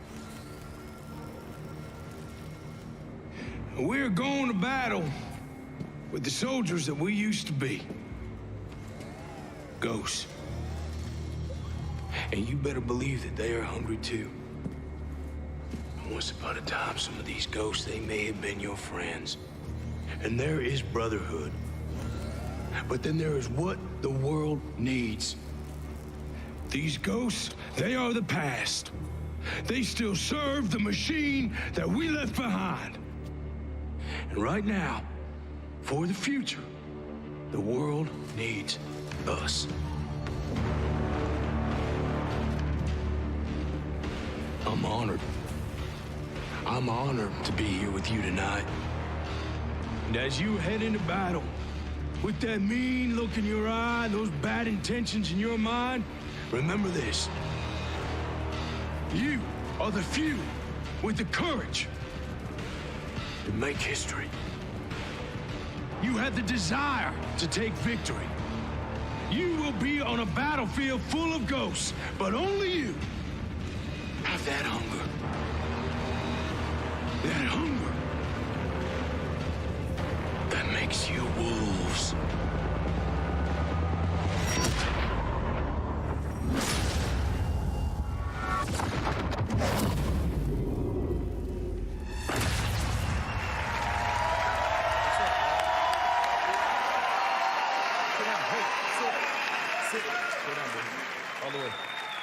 What's going on, everybody? Hey, I'm John. Good to be here. This is Bam Bam the dog. Thank you for having me. Thank you. It's a real honor to be here with you guys today. Thank you. I love you too. Right on. This is awesome. This has been really great and exciting, and I'm really honored to be here. I'm enormously proud to be part of the development of this game. It was a pleasure to work with the Ubisoft team. You know, I've had the chance to play some pretty strong, tough men over the years. I've played a deputy fighting zombies, special forces soldier who lost everything. And now I get to play Cole D. Walker. He's a skilled former special operations soldier with his own sense of responsibility and his own moral code. He knows how things should be run. He loves his brothers, his fellow soldiers, but he is willing to do whatever it takes to complete his mission and take control of Aroa. There is no briefing, there's no backup. You will not face a group of bad guys or a criminal organization. You will face an entire army, my army, the Wolves.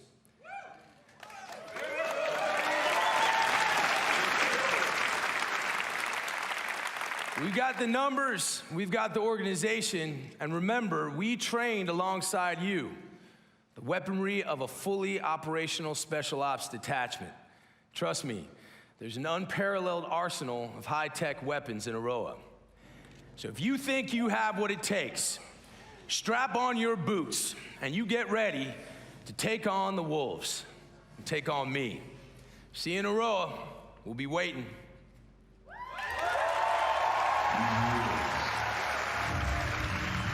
Are perfect predators. They have the knowledge of their hunting ground, but we have the element of surprise.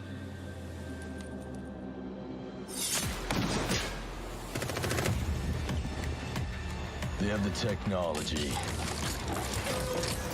but we have the skills to even the odds.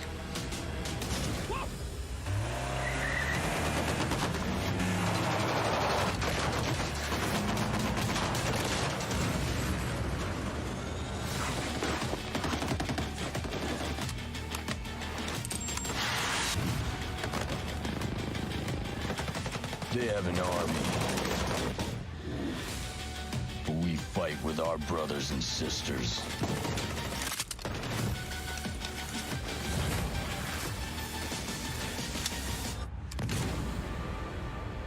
They are hungry, but we are enraged.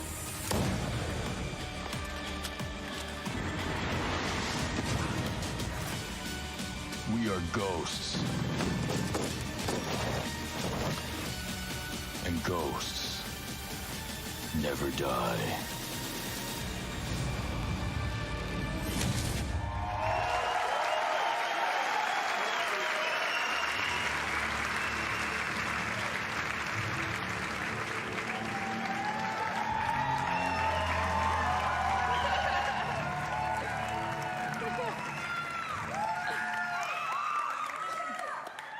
Hi, everyone.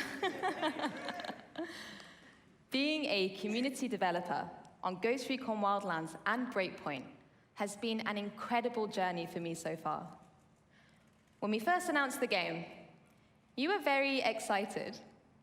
And after discussions with members of our community, I today announce that with our post-launch plan, we will be bringing back our AI teammates for our solo players.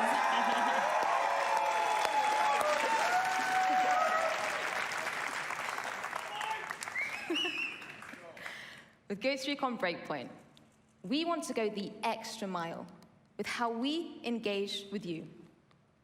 So I'm pleased to announce a brand new community program that will allow you to express and share your passion.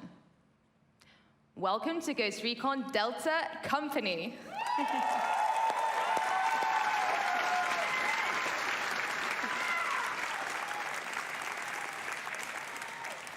From cosplay to streaming, fan art to forum discussions. However you show your love for Ghost Recon, there is something for you in our 5 different detachments, with lots of content to support you, as well as direct discussions with our studio. So head over to our Ghost Recon Breakpoint website to find out more, and hear from you soon, Delta Ghosts. Thank you very much, everyone.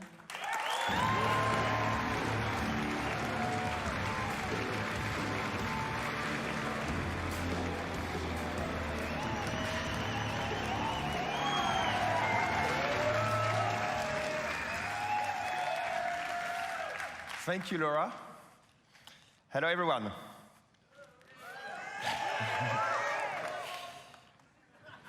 The Ghost Recon team has always taken great pride from your passion for our games. And that passion is what pushes us to deliver the best Spec Ops experience out there. Behind enemy lines, you will be fighting the most dangerous enemies the ghosts have ever faced, constantly testing your survival skills. Yes, we can't wait to welcome you in Ghost Recon Breakpoint on October 4th. And 1 month before that, our beta will be live on September 5th.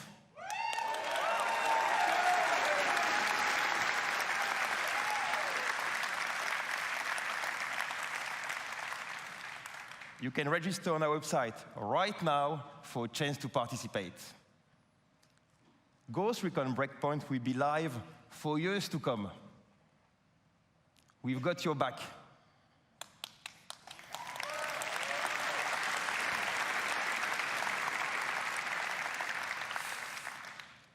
New content, free updates, and many surprises inspired by our community.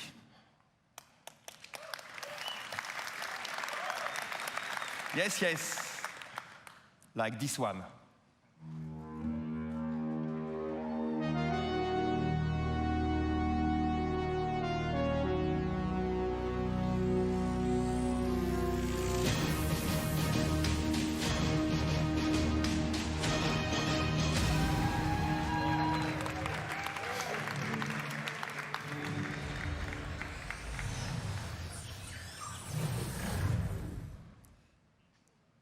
Will you survive your breakpoint? All right. See you all out there. Have a good one.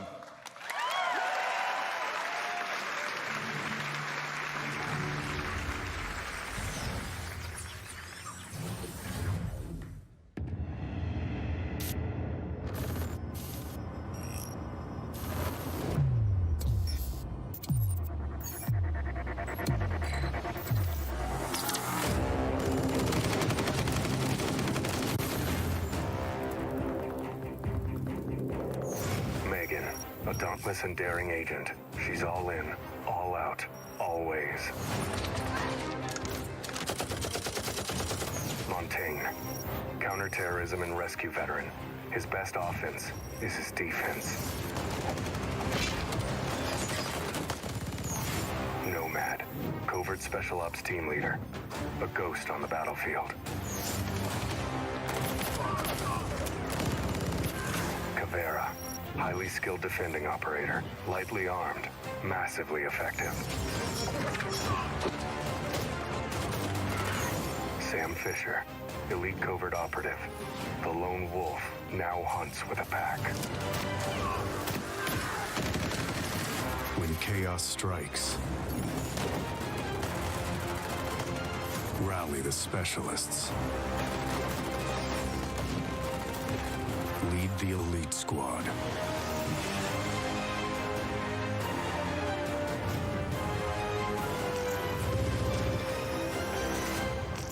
Pre-register now.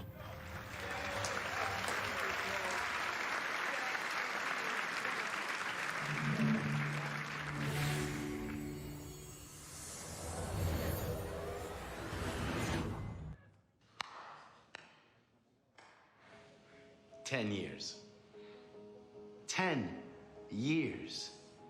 Well, that's a lot of dancing. We're exhausted. I know.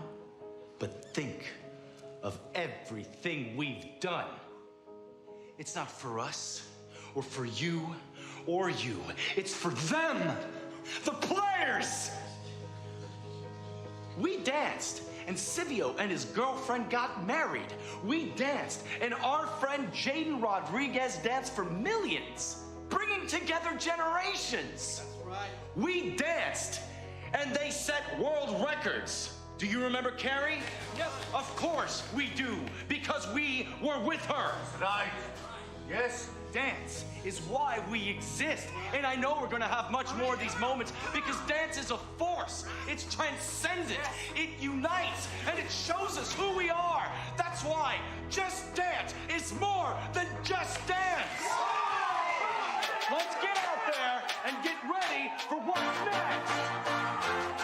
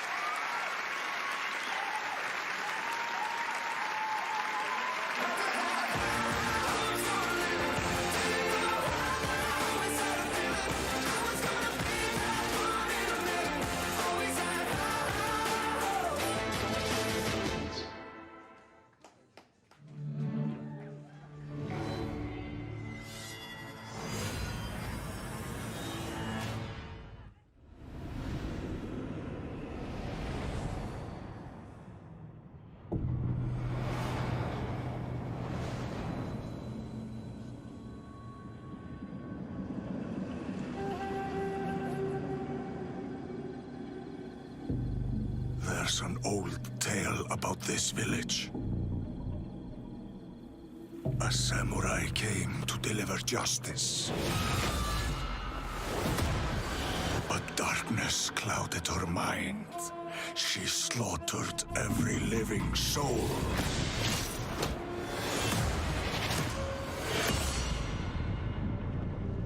And became the spirit of death. Years later, we hunted the samurai in the village. We didn't believe the old tale.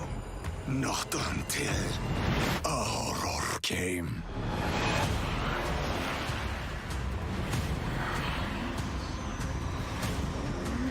Spirits hungered for our souls.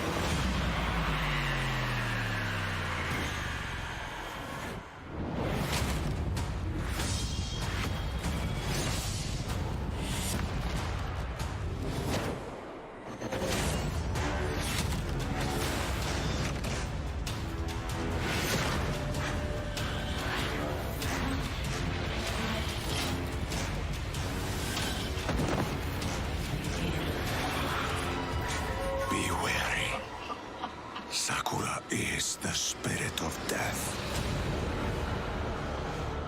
And she's brought a curse that will doom us all.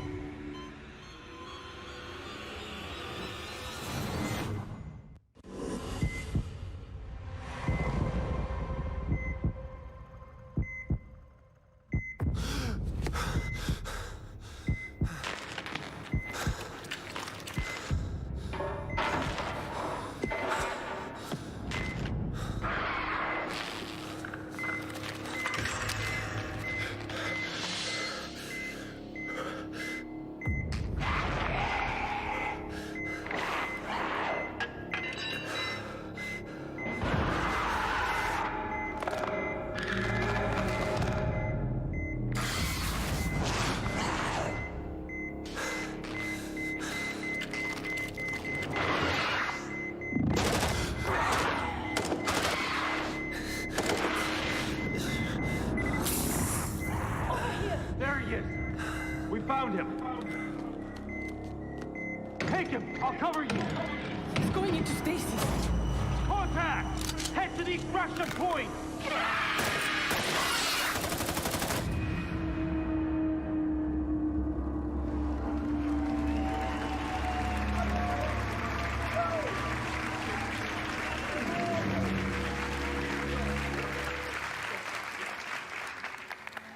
Hi, I'm Bio Jade, and I'm the lead game designer on the next Rainbow Six game.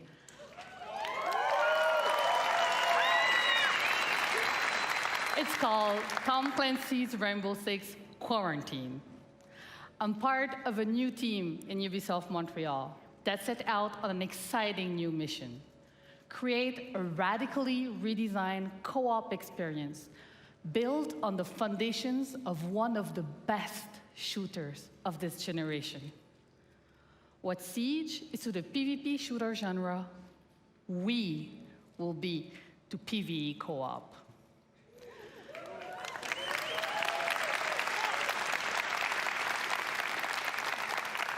Quarantine will test your tactical skills and survival instincts, holding you and your operators on the razor's edge. It pulls you together as a squad, facing off against an unknown and devastating parasite. You will risk everything every time you step into quarantine. Stay tuned and start prepping for your next deployment. I can't wait to show you more, and have a great E3.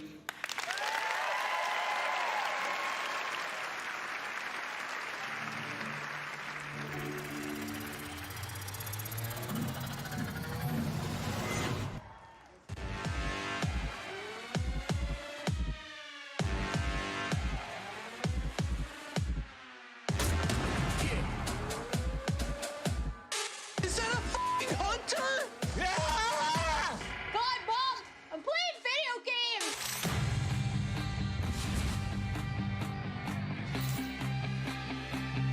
We will stand united.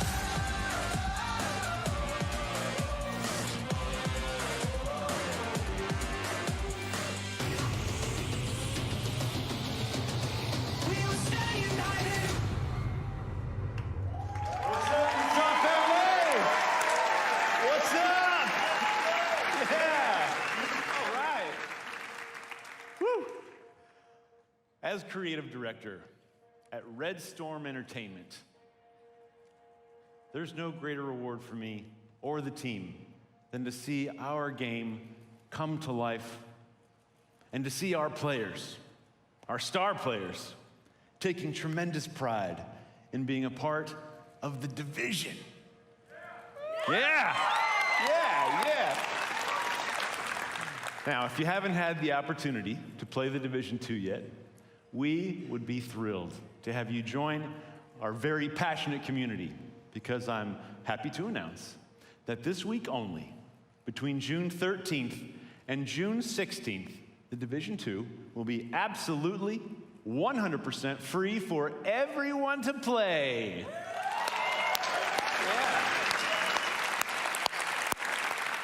And there's no better time to join us, as we're about to release the first of our major content updates for our year one journey. A journey beyond Washington, D.C., to save not just a city, but an entire nation.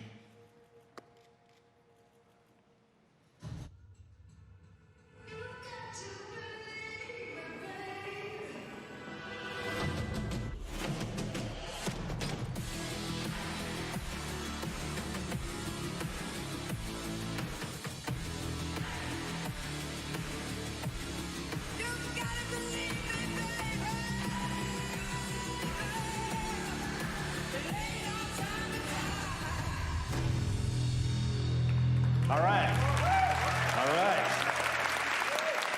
Thank you. Episode 1, coming in July, right around the corner. We deliver to you new main missions and a brand new game experience. So for the first time, we're taking the fight outside the city, and you'll venture deep into the woodlands to spearhead an attack on a presidential compound as you seek to bring a traitor to justice. The National Zoo is the setting of our next mission, where you and your team will hunt down the surviving outcast leader. And this brings us to our final edition of Episode 1, a place called Kenley College, and it's home to an entirely new gameplay experience. One that will take exploration, investigation, and logic to uncover the fate of a military convoy gone dark. Now, Episode 2, coming this fall, we will bring to you the Pentagon.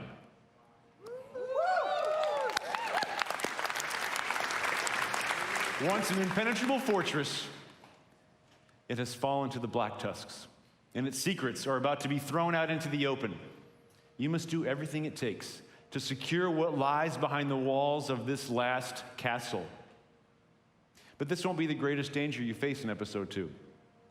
I'm very excited to tell you that our second raid will be coming this fall, bringing back intense 8-player action. Yeah! Watching you tackle the first raid was awesome, and we cannot wait to see what world records you break this time around. Now, this brings us to our third and final episode of year one. What if rebirth was not about bringing the world as we know it back to life, but the opposite? One man holds that power, and humanity itself is at stake. Agents, it's time to engage in a manhunt.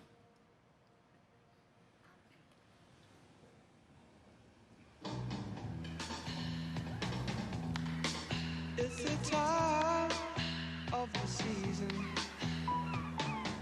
when love runs high. In this time, give it to me easy. Let me try with pleasure. We had the training. We fought to protect the weak.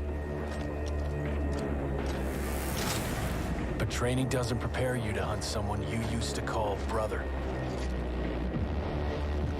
He has left us no other choice. If we don't stop him, there will be nothing left to save. Holy shit, what about that? Man. Woo! I can't wait for that. Okay, one last thing. As you might know, we have been working on a movie. It will be directed by David Leitch, starring Jessica Chastain and Jake Gyllenhaal. Well, today, I'm proud to announce that we will be making the Division movie with Netflix. More to come on that in the future. Thank you very much. Thank you.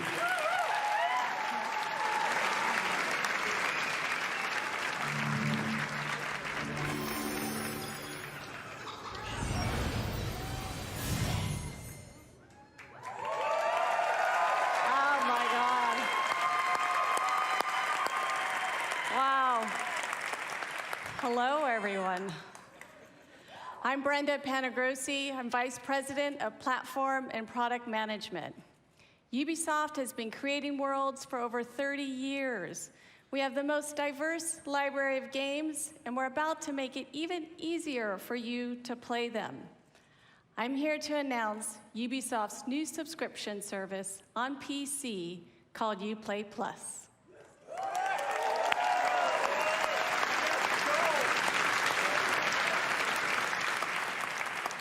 You'll get earliest available access to new games, including the premium editions with all their additional content.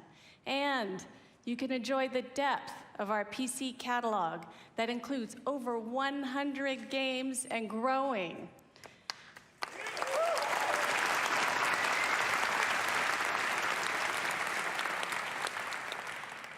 Uplay Plus will be $14.99 a month.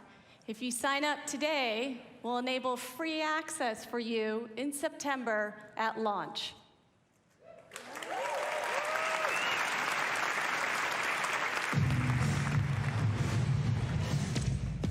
Let me know if you ready to get dollars, holla, cause we wildin' out. If you want it ready, steady, go. Fight the good fight because this is war.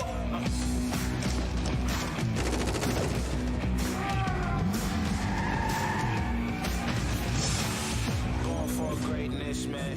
Born for greatness, man. Born for greatness, man. Let me know if you ready to get dollars, holla, cause we wildin' out. If you with it, ready, steady, go. Fight the good fight because this is war. This is war. This is war. This is war. This is war. This is war. This is war. This is war. This is war. Yeah.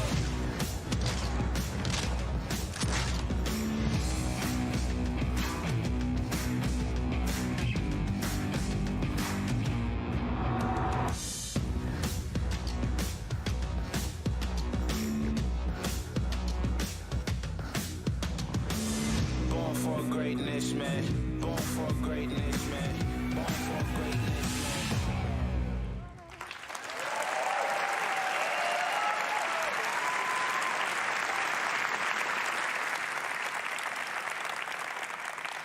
Wherever players are, we want to provide access to our games and services. I'm pleased to announce that in 2020, Uplay Plus will be available on Stadia.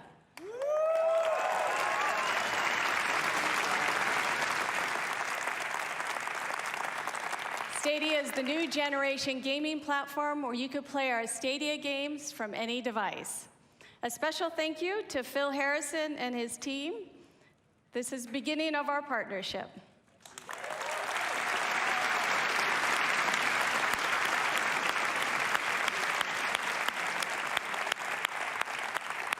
Thank you so much.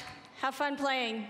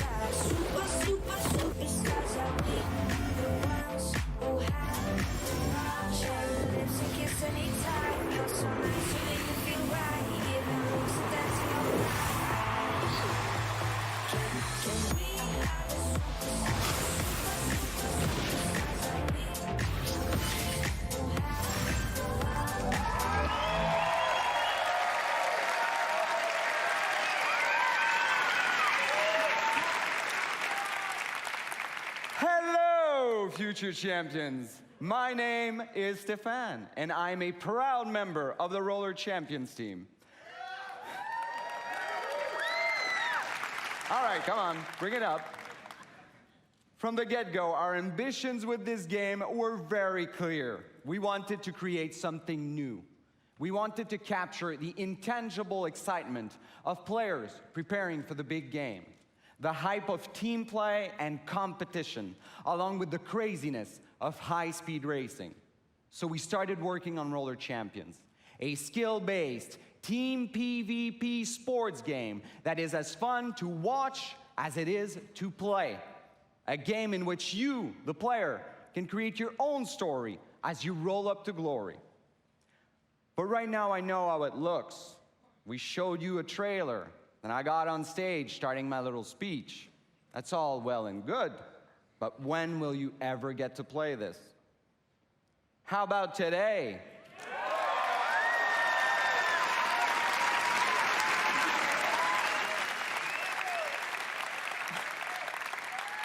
That's right. When we're done here, I want you to head over to Uplay on your PC to download a pre-alpha E3 demo of Roller Champions.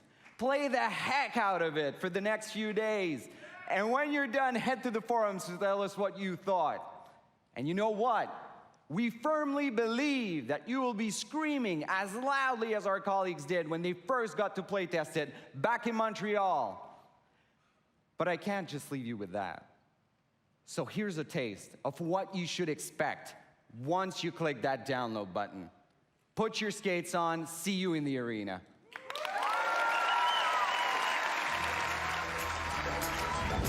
Welcome, ladies and gentlemen, to another nail-biting game of Roller Champions! Woo! Start the party, celebrate. I'm sick of nonsense. I want to elevate. Look at him go! Unbelievably fast! Remove the chain! What a tackle! Do it. If you really want to break away, up, up, up,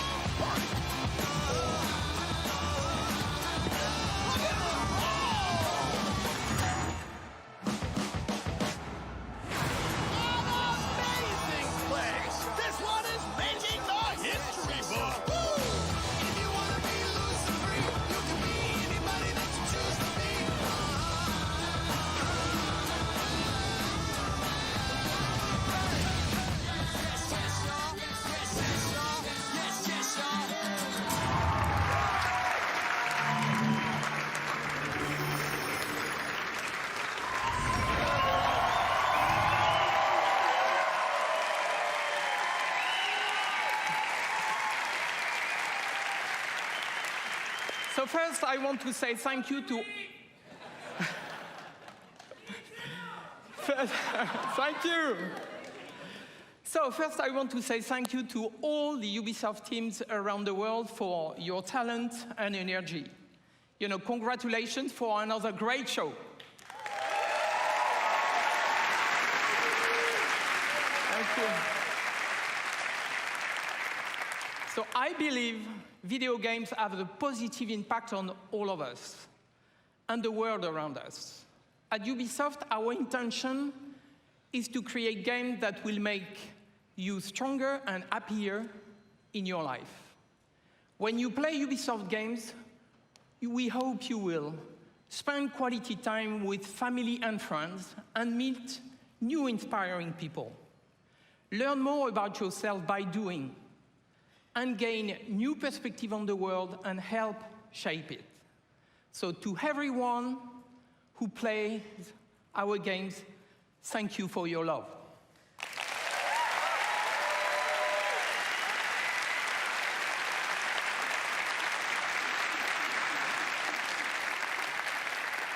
You push us to always do better and go further. So now, I'm very proud to announce a new project from an exceptional team in Quebec City. Please give a warm applause to Marc-Alexis Côté, who is coming to show you a sneak peek of his game.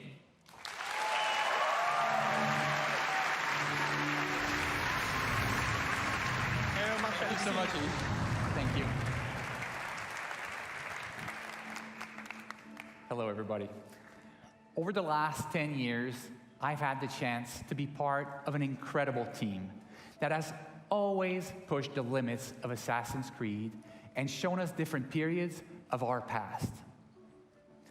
But our imagination has always been bound to the reality of the history books. These past 4 years, our minds have lingered on a different aspect of our history: mythology. The stories of the ancient gods and their misadventures have existed through generations of storytellers and audiences and have transformed into tales that we still know and love today. Now, these stories have shaped our dreams, inspiring us to build something new, something that transcends the limits that we have always set upon ourselves. Today, I am very proud to have the chance to show you a glimpse, to show you a teaser of this brand new game that we've been working on. I hope you enjoy it. Thank you, and have a great E3.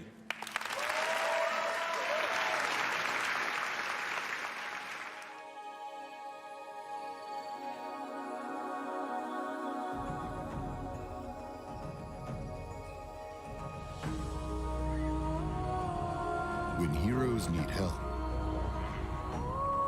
they turn to the gods.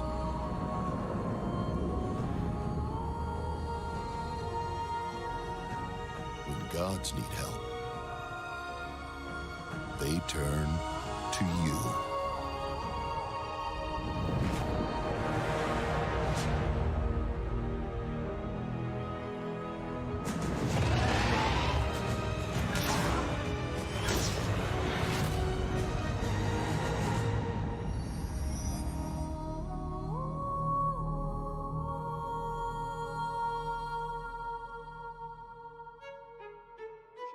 Here we are. Hello, everybody. Let this sink in. Let this sink in indeed. Hello, everybody at home. Thank you so much for watching. I hope you had a great show. But this is just the beginning, guys. This is just the beginning. Thank you, thank you, thank you. This is just the beginning. We are here outside of the Orpheum Theater, live from the Pro Zone, where we have an incredible Rainbow Six Siege show match together with Twitch rivals. We have our two new best friends, T-Pain and Lil Yachty. We brought some other streamers, so let's do this shit!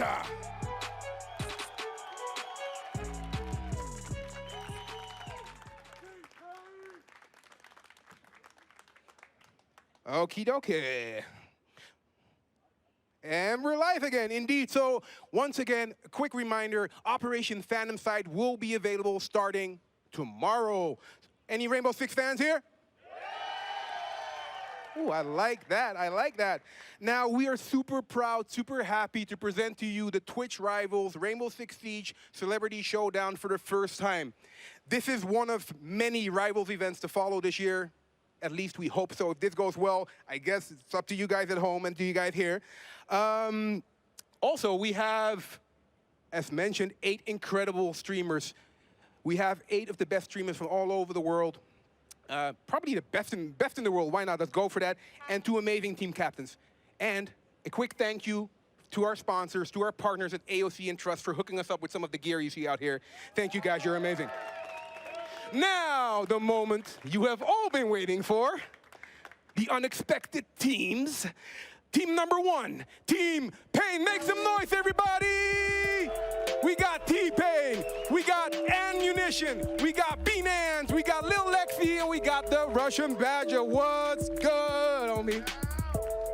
How you feeling? I feel good, I feel good. Slightly less bloated than earlier, I'm good. You brought some friends? I did bring some friends. These are all the winners over here, so, you know, this is how that works. So, you know, we got Yachty here. I heard. So, I had heard. What's the first thing that came to mind when you heard you were gonna battle this man? You know, no big deal. It was like, oh, he's gonna be there too? That'd be cool. He can watch us win, I guess. Oh, shit, so you're gonna win? Huh? Yeah, sure, why not? All right, so let's call Team 2 to the stage because it's time for this. All right, everybody make some noise for Team Yachty. We got Lil Yachty. We got Bikini Body. We got Moondai, Sacriel, and Xander LP. How you doing, brother? Y'all good? All right. Come on, you're gonna beat him, right? What's up with that? Sure. Sure. I mean, word around town is, I heard that if NA win, it'd be the first thing they ever won, so. Oh, shit. Any response to that? You know, winning once is always great, no big deal. This is probably be my first time winning anything at all ever, so, you know. But, you know, I'll take the one win over 10,000 losses. I'll be okay. I'll take this as the first win. Well, so as a quick reminder to everyone, we're playing for good here. We're playing for charity. We're playing for Girls Who Code. We're playing for Girls Who Code. We're playing for St. Jude Play Live. So everybody is a winner here today. Yachty, you ready? For sure. Pain, you ready? I gotta poop, but yeah, sure, why not? All right, take your places, guys. Everybody make some noise. This is gonna be an amazing show match. This is gonna be one for the books. Who needs cue cards? All right, so once again, a quick reminder, what do we have here for y'all today? We have 2 teams consisting of 8 amazing Twitch streamers. We got the celebrity team captains, the special team captains, Yachty, T-Pain, and we brought 2 amazing shoutcasters to help us out because that's not really my thing, the shoutcast. So, shoutcasters, take it away. Parker, Caleb, what's good? It's going pretty good, Leon. Thank you so much. And we are excited to get this Twitch Rivals event underway. I'm Wavepunk. I've got Intero here. And Intero, this is your home court. This is Rainbow Six Siege. This is your thing. This is. And we're going to be showing off 2 brand new operators in both Nook and Warden. We're going to be showing off the new map, Cafe Dostoevsky, or well, the revamped map, Cafe Dostoevsky. And then, of course, you've got 2 great charities right now, hoping that their team is going to be able to pull through and win. They're playing for the better part of $50,000. Both charities are going to get some money donated to them today, but they're trying to get the bigger chunk going to their side of the teams. We'll see what happens here. I'm super excited to get into it, but we saw them talking about Phantom Sight earlier today, and we get to play Phantom Sight right now. Yeah, and it releases tomorrow, as they said. That's incredible. You get to test the new content yourself. It's been on the test server now, but it's live, and everybody gets to enjoy it within 24 hours. Yep, so we'll be playing a 1 match on Cafe Dostoevsky. We'll be playing for 9 rounds, better, so it's a best of 5. The first team to win 5 rounds will win. We'll be swapping sides every 2 rounds here, so that'll be pretty interesting to see how that plays out. And you got a favorite for me? You got a team that you think is going to maybe take it this time? Well, I was originally rooting for North America because, as was correct, they don't ever win anything. And I have to suspect that was probably Bikini Body who told Lil Yachty that NA doesn't win anything. But now, bringing the fire, I got to cheer for EU. Oh, really? Okay. I gotta. I like it. I think T-Pain's team's got some time. I know Ammunition and her gang there, they've got a fire lit underneath them after the last Twitch Rivals event. They're looking to get some vengeance. So I'm excited to see us get into it, but they're going to be getting that match started here ever so quickly. And what sort of things are you hoping our players bring out today? This is a charity event. We're playing for fun. We're playing for entertainment here. What sort of stunts are you hoping we see somebody pull? Well, we've got the Russian Badger in the game, and we've got Bikini Body in the game, so I'm imagining that there's probably going to be some mayhem. I would just say play for fun. Try out the new content, try out the new operators. I don't know how many people know Cafe all that well. So Cafe changed, right? Right. We had Cafe before, and then they closed down. They had some problem in the kitchen. They Renovations. They renovate everything. Yeah. What's new about Cafe? Well, there's been a foyer that's been added in the front. There's new bomb set on the second floor. They added a bunch of extra room up on the third floor as well. Still only one bathroom in the map. So if you're visiting it, it's a facility for consuming food, but we only have one bathroom. Is it like a one-stall bathroom, or like all the way on the top? It's not exactly accessible. How many 3-story maps are there in Siege? Is that standard for Siege? Oh, I don't know the exact number. 3-story is pretty common. There's a lot of 2-story maps, 3-story maps, a couple 4-story, but not that many. I mean, this cafe is a big map. It's going to be defined by its verticality. For those that are unfamiliar with Siege, you know, you've got a lot of soft destructive capabilities. You can shoot through floors, you can shoot through walls. You can kill somebody 2 stories below or 2 stories below you, 2 stories above you. It doesn't really matter. I love Siege for that reason. It is one of the most dynamic shooters on the market right now today. But we also have 2 new people who are going to be playing, and there's not 2 new people, 2 new operators. Talk to me about these operators. Talk to me about Nook. So you've got Nook coming in. She's Danish. Right away, a lot of people might be frightened by the fact that her name has the O with the slash through it. She's a very spooky operator, as people have stylized. So her ability is she can go invisible to a variety of different cameras and only be detected if you're looking right at her. And it's possible that you can go undetected and sneak right into the middle of the site, and nobody might be the wiser. That's crazy. She's she's a pretty interesting operator, and I'm excited to see how she's going to be played out here in ranked and casual and pro league over the next season. All right, cool. And who do we have on the other side of the operator pool here? So you've got Warden, probably one of the best dressed, actually. Absolutely. Coming from the Secret Service. His ability is he has a little watch. Activate it, you can see through smoke, you can see through flashes. Very good at close quarters engagement and is able to negate a lot of different pushes that come from certain attackers who have abilities that are meant to hinder your ability to see where a plant is going down if you're planting the diffuser, etc. Awesome. So his watch does also tell time, right? I'm not entirely certain if it does. You know what's kind of weird how we're like, oh, phones, right? Like they do everything almost except call people now. Like they still call people, but you don't use them for that. And it's like, I feel like watches are going that same direction. But T-Pain on your screen there, they are going to be, I'm super excited to have that guy here. And Lil Yachty as well. Of course, all of these individual streamers are streaming their own perspectives too. Yes. You know, in normal Twitch Rivals events. This is a Twitch Rivals event, which means every single one of our competitors is live on Twitch right now. Use the Twitch Rivals extension to go check them all out. I'm sure they would all love it. That does mean T-Pain and Lil Yachty, excuse me, also are streaming their perspectives live on Twitch. That is correct. If you want to go see how T-Pain plays, if you want to see how Lil Yachty plays, go check them out. I'm sure they would appreciate your company in chat. So I'm excited to get this one underway. And we'll be getting there as soon as we possibly can. But there's been this has been such a cool day. It has. We've seen so much stuff. That new Rainbow Six Squad, Elite Squad game. Yeah. That looks pretty dope. And also Quarantine 2. I can't wait to see what happens from Quarantine. Looks like it's based off of Outbreak when you had the zombie mode just a couple seasons ago. I want to play it, but we're here doing this now. I know what I'm doing tonight. I'm going home and I'm downloading Roller Champions.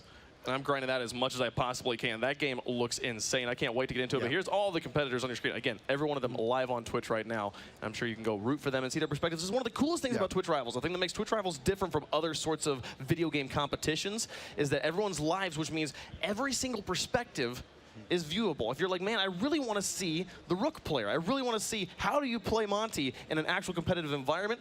The Monty player is streaming his perspective. You can go watch just that if you want to. Yeah, you can get individual pointers as well. You can hear if you've got your favorite streamer in there. As was noted by Leon, these are some of the most popular streamers when it comes to not just Twitch, but also Rainbow Six, and there's some fan favorites as well.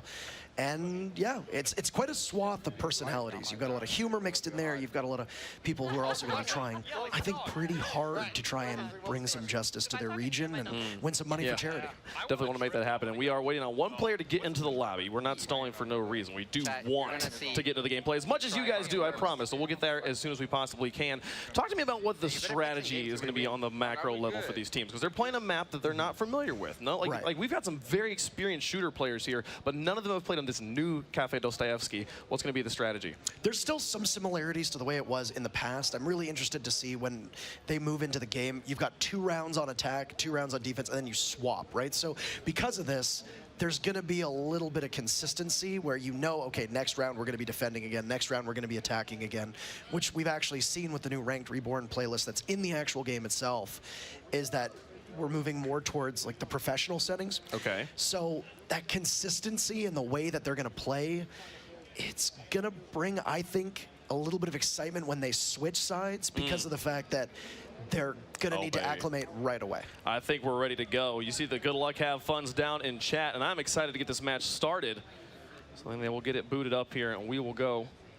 What's he typing? What are we talking about? Nope, just starting up the game. Let's do it. Let's play some Rainbow Six Siege. See where we go. Playing the bomb mode, and we're talking about moving into some, you know, more towards pro settings here, but we're not getting any bans. No, so I mean, there's that Ranked Reborn playlist that exists right now, which is in the main build, where essentially you're going to be playing with what's coming to Ranked next season. Of course, Bomb is the game mode. It's denoted in the top left corner of your screen. Beanans, and giving me the Nook. Round 1, let's go. I want to see the new stuff. No Warden so far on Little Yachty's team. I don't know if it's going to come out at some point, but you got Little Yachty going with Cav. That's awesome. She's an operator who is almost the inverse of Nook on defense. She's able to silence, step, and sneak up on people. T-Pain gonna rock the Nomad, but Lil Lexi's on the Sledge, so I am fully Team T-Pain this round. I want to see the Nook win. I want to see Sledge walking through walls. I'm excited to get this action on their way. This is a good destructive combination from Team T-Pain as well. In the middle of the operator loadout, you see Anne running with Finka. This is an operator whose ability gives an adrenal surge. It negates any recoil you might have. It gives you a little bit of health boost. And she comes equipped with frag grenades, which, as well as you can see with the Sledge and Little Lexi's hands, will also have frag grenades. So lots of explosive power here. The real question mark for me on Team Pain is going to be Russian Badger going with the recruit pick. Not exactly an operator that you see a lot of play with. Dude, I love him. He's going to be bringing out the memes all match. I can just feel it. Starting with the recruit. So this is actually one of the changes that we see to Cafe Dostoevsky here, is that the site on the first floor has been moved into the kitchen instead of the front of the bakery. So, well, you're going to see some pretty quick action, because it does appear that with the first Finka boost going off, Russian Badger is already at the finish line, just inside of the kitchen, and he's got a shotgun, and he's going to start things off, and oh no, it's Little Yachty, the first one to fall. Xander finds the trade, but Russian Badger, another one on the moon die. They're just in. They're in the building right now, and T-Pain is looking for his first kill. He's going to be having to do some heavy lifting here and doesn't pick the best opportunity to reload. Oh, and he's going to get one on Xander. And we're back at an even 2v2, and all this action taking place in the first 45 seconds. Lil Lexi cleans up Sacral, and it's just Bikini Body left alone. T-Pain still up. Can he get the final kill? Oh, I didn't realize. Bikini Body being careful. Gotta sneak around. Lots of patience. You can see in the bottom right-hand corner the diffuser being planted. That's the objective here. It's in the corpse of the Russian Badger. Yeah, he's giving him a pillow. There you go. No, you sleep just fine. And now Bikini Body has to work against this timer. So in the top of the screen, you'll see that the timer's going to slowly tick away. 2 frags that will need to be found for Bikini Body. He's not even going to be able to make it in. That Sledge you mentioned of Little Lexi, she's going to cut Bikini down. T-Pain will take the very... He's doing a victory lap. He's going all the way around. Feeling pretty good. Thank you very much. Let's go to round 2. So it was shown right away that with the Finka pick from Anne their idea was to just get into the site as quickly as possible. And when you've got a shotgun in the hands of Russian Badger's recruit, well, you're going to do an awful lot of damage up close, and that's exactly what was intended. And it worked out quite well. Poor Bikini Body left all on his lonesome. He did his best. He tried. Little Lexi and Russian Badger doing the majority of the frag in there in round number 1. A fuse pick here.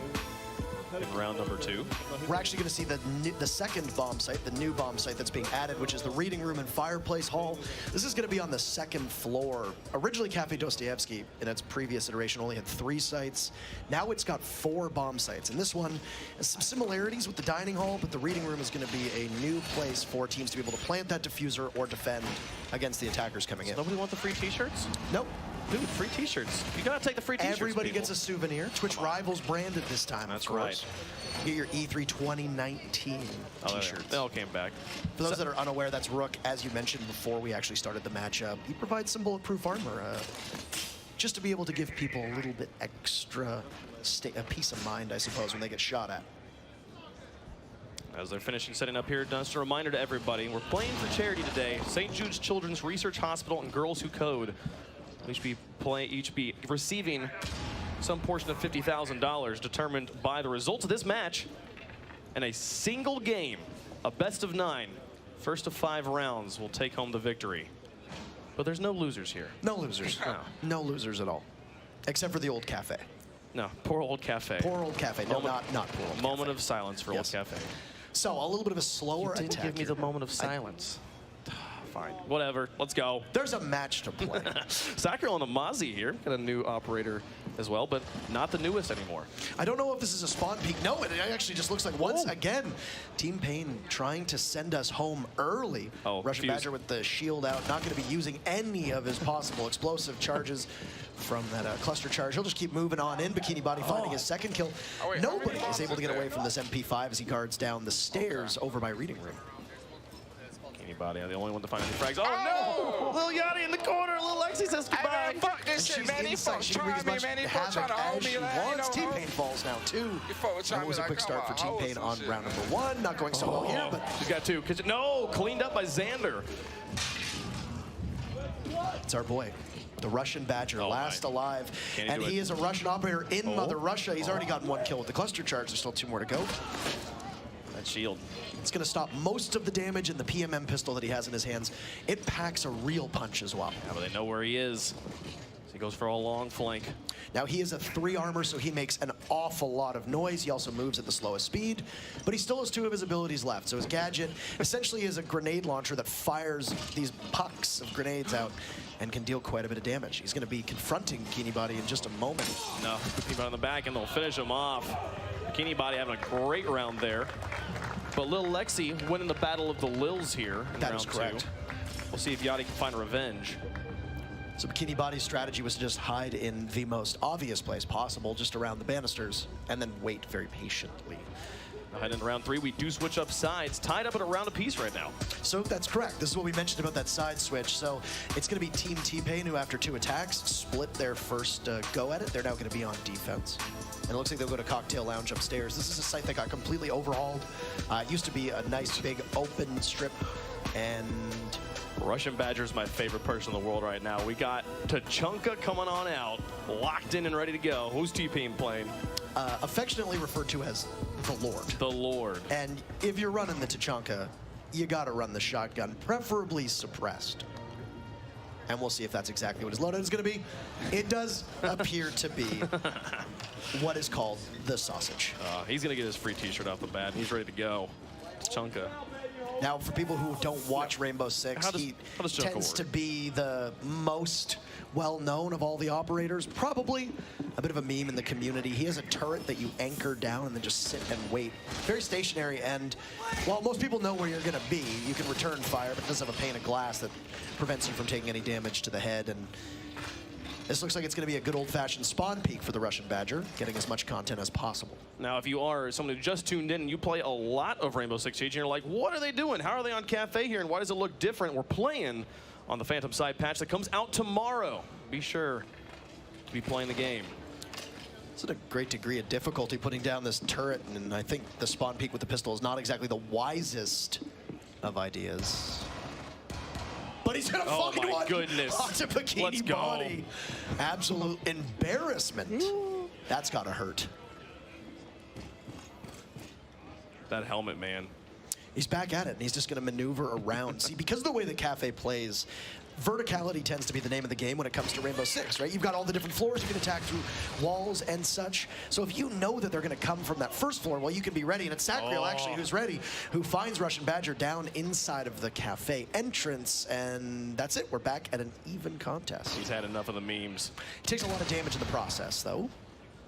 The Lord has spoken. He's not very convincing this time. Xander finds T-Pain. Never thought you would have said that, eh? You can hear T-Pain from the stage. Not happy about it. The return fire from little Lexi. Dropping 1-2. No moon die. Evens it up. No spray transfer there. Now it's Anne on the flank, avenging her teammate. Down goes Moondie, but traded back once again. Here's an operator that has the ability to bring you back to life with a stim pistol, and Anne will get a second chance now, as Little Yachty is the one running this fuse shield, with Sacriel not too far off. So a much slower pace than we saw from Team Pain. Yeah, but Little Yachty has the majority of the health on his team. He's going to have to find some frags here. He's going to have that shield for extra measure if he needs to, but Anne is holding this new angle of the newer part of the map that has been added. Having to fetch that diffuser is the primary goal, and while she's waiting and taking an awful lot of damage, she's going to be on essentially 1 HP with Lil Yachty coming around, but traded off, and Bean Hands will silence him. Drop that bitch ass nigga though. Lil Yachty happy about that one. And now the 1v1. Sacriel in a tough situation. He's just a gust of wind away from his demise, and Blackbeard will have a face shield or a rifle shield equipped at some point. He doesn't have the diffuser either right now. That is correct. In 45 seconds. So there you go. He picks it up. He'll have to get into the site, which means he's going to have to cross the line of sight that Beanans is holding inside a piano. He might be able to do so. And just to work around the second pillar that's been added now, but I don't think Beanans is too aware of where he is. Shooting the ADS down, Sacriel will now move on in, but the marks that are coming out from the cameras that are existing in the map, and Beanans will finish it off. T-Pain will retake the lead. Beanans rocking her own charm that's in the game. Ubisoft actually announcing this morning that there will be new creator charms coming out, so feel free to take a look yourself. 5 new creators will have access to their charms in the game, and then all the old content creator Twitch charms are available as well. Find a way to play it. Play the game tomorrow to be able to get involved with the Phantom Sight action. You enjoy this Cafe Dostoevsky. Play the game yourself. I like that Little Yachty takes his time to figure out exactly what he needs to pick to round out his team effectively. It's an important decision. The ultimate support player. He picks the operator that will help his team the most. And this time, it's going to be a Ying, an operator who throws out flashbangs that can be particularly annoying to deal with. Warden is a great counter to her. We haven't actually seen a Warden yet so far in this matchup. We've got T-Pain on the Ella. Tell me about Ella. So Ella is a very interesting operator. She has gone through a variety of different changes, and right now she's fast. She's a 3-speed. Right now there's 3 speeds that you see, 1 speed, 2 speed, 3 speed, in correspondence with the armors as well that we'd mentioned, where there's a 3 armor, which is the slowest, 3 speed, of course, being the fastest. And she's got a weapon that is very good at taking multiple engagements at close range, but anything farther away, well, there's a lot of damage drop off. The recoil's very difficult to control. But because she's a 3 speed, she can maneuver pretty quickly, and she's got traps that will disorient your view and slow you down too. Now, this is going to be interesting. This is called the Hall of Mirrors strategy. So Russian Badger's going to throw out 3 decoys and then try to get a kill, and he's going to do so on Xander. Take your pick. The decoys that are thrown out by Alibi make it look like there's an enemy outside, and you have to choose which one it is. In this case, for Xander, not exactly the best, but now goes Beanans to Little Yachty, and it's a successful entry from the Ying here. An early kill for Little Yachty as he's on the prowl for more, but he's not going to find it. Ammunition puts him on the ground. And that'll be the lead back for T-Pain's team. That's unfortunate, too. That's a lot of utility, as we refer to as 2 operators in the hands of Lil Yachty's team, whose gadgets are incredibly important for executing a sight push, etc. Sacriel is going to be able to grab Russian Badger, and then, or T-Pain, and then Bikini Body takes out Russian Badger. So they've been able to dig themselves out of this hole. It's all up to Anne. She's got 1 kill so far. She's got to hunt for more. She's got this. It's been a good comeback here from Team Yachty, who had shown a little bit of, I suppose, reluctance to push quickly. T-Pain's team didn't really have that same issue when they were on attack. Where's she going? Outside library in the hallway by laundry. Two people in this room. Do they know where she is? Here's the first one, and it's going to be finished off. Sakura closes out the round. Difficult to go up against the Blackbeard, as you can see. He's got the rifle shield. It makes it very hard to hit in the head, obviously. It'll prevent you from dying to a headshot, and Anne just didn't really have much of a chance there. And, well, it's not going to be a blowout either way. We're tied up 2-2. We're going back and forth right now, and I'm interested to hear how the players are talking, to hear what the comms are like on these teams. The beauty of Twitch Rivals. Yeah, you get to tune in. We can listen in, and just a reminder, every single one of these people live on Twitch right now, go check them out. I'm sure they would love your company and chat.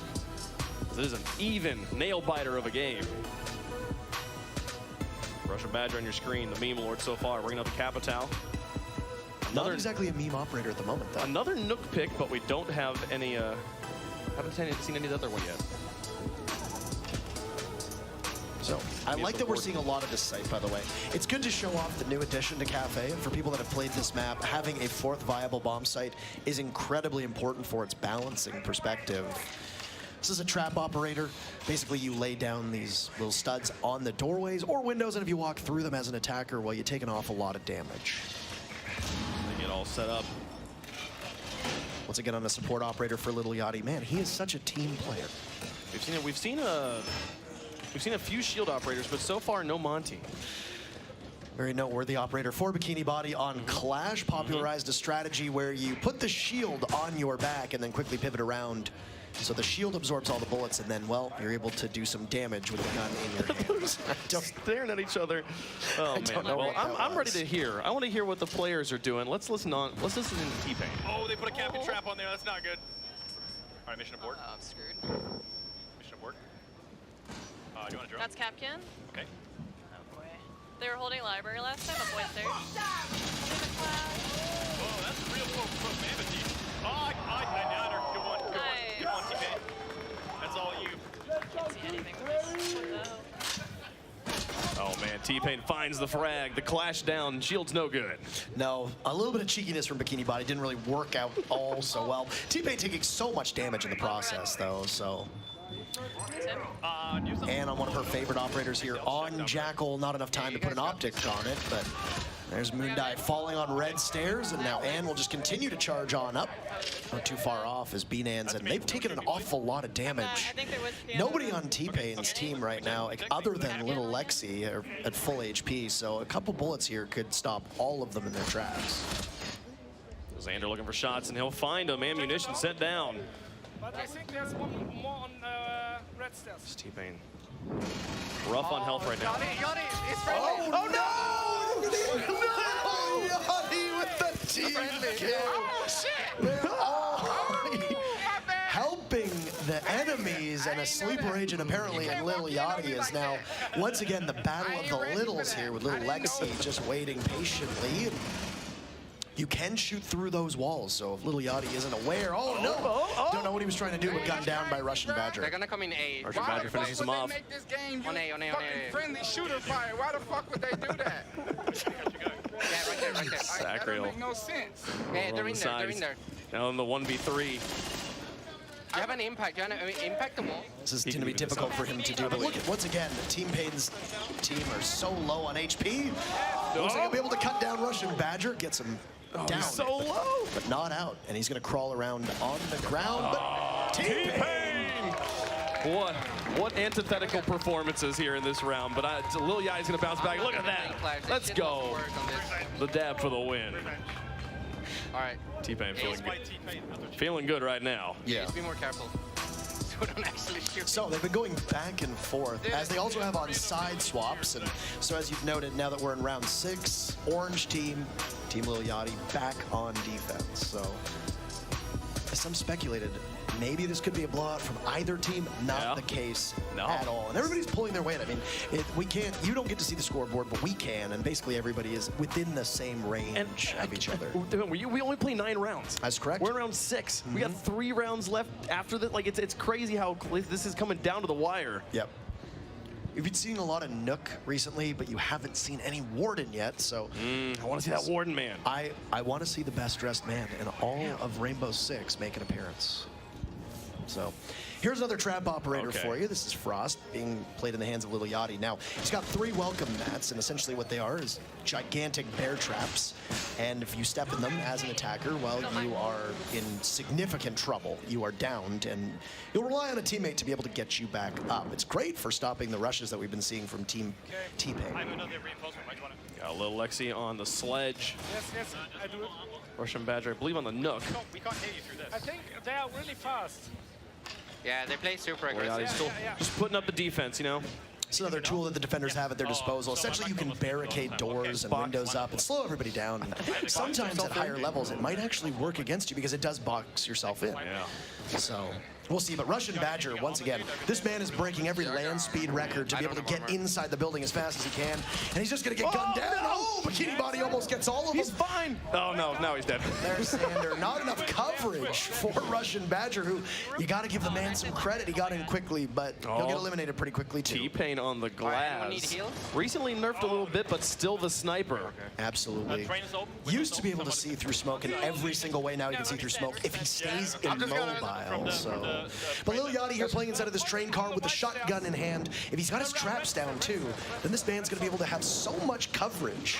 Doesn't appear to be the case. T-Pain's just gonna wander on in though, and around this marble banister, can't see anything at all. Gonna get some marks, and down goes little Lexi. So, once again, you have Team Little Yachty taking the lead in terms of operators. And T-Pain will soldier on. He's got a goo mine in his heel, which makes it so you can't run. You take a little bit of damage. He'll pull it out, but well, Xander knows that the smoke is coming, and T-Pain appears to be a bit confused, and Xander will get B-Dance for his trouble. But the wall, it looks like T-Pain will be able to do a little bit of damage, and Xander will walk away a little worse for wear. How about I just run? Xander dropping down. Let's just do that. Oh, T-Pain. He's going to be left alone. Can he clutch the 1v4? Can it happen? Come on, T-Pain. Not exactly an operator you want in this particular instance, but it does look like it'll be a game of cat and mouse between him and Little Yachty. And Little Yachty's got the shotgun in hand, but neither are able to hit any shots here, Wave Punk, at all. He's backed off. He finds the shots down the hole. Look for him. There's one. All right. You can do it. Absolutely beheading Xander. He'll have to grab that diffuser too, but what a beautiful shot.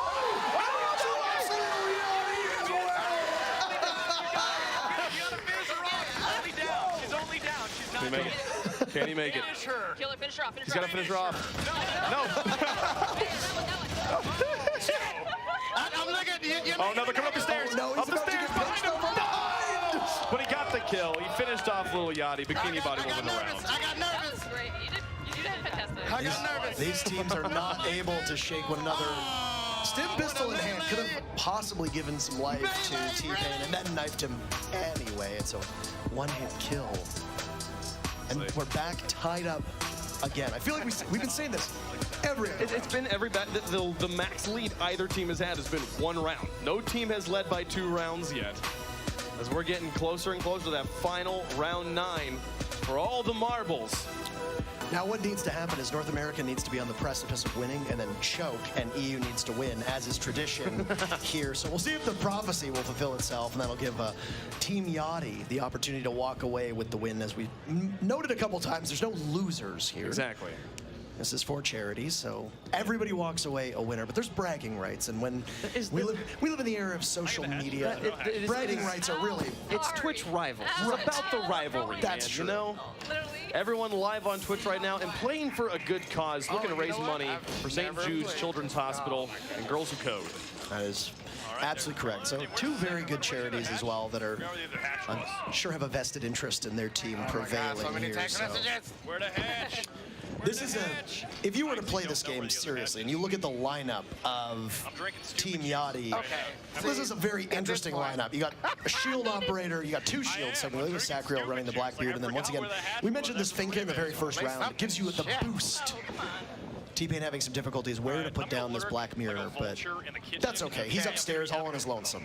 We got this. Bikini Body. All right, or 1. Back here on the shields, playing with Little Yachty right now on the outside. What'd you ask? It's one of the newer operators prior to, actually, that was in the hands of Little Yachty. The Gridlock.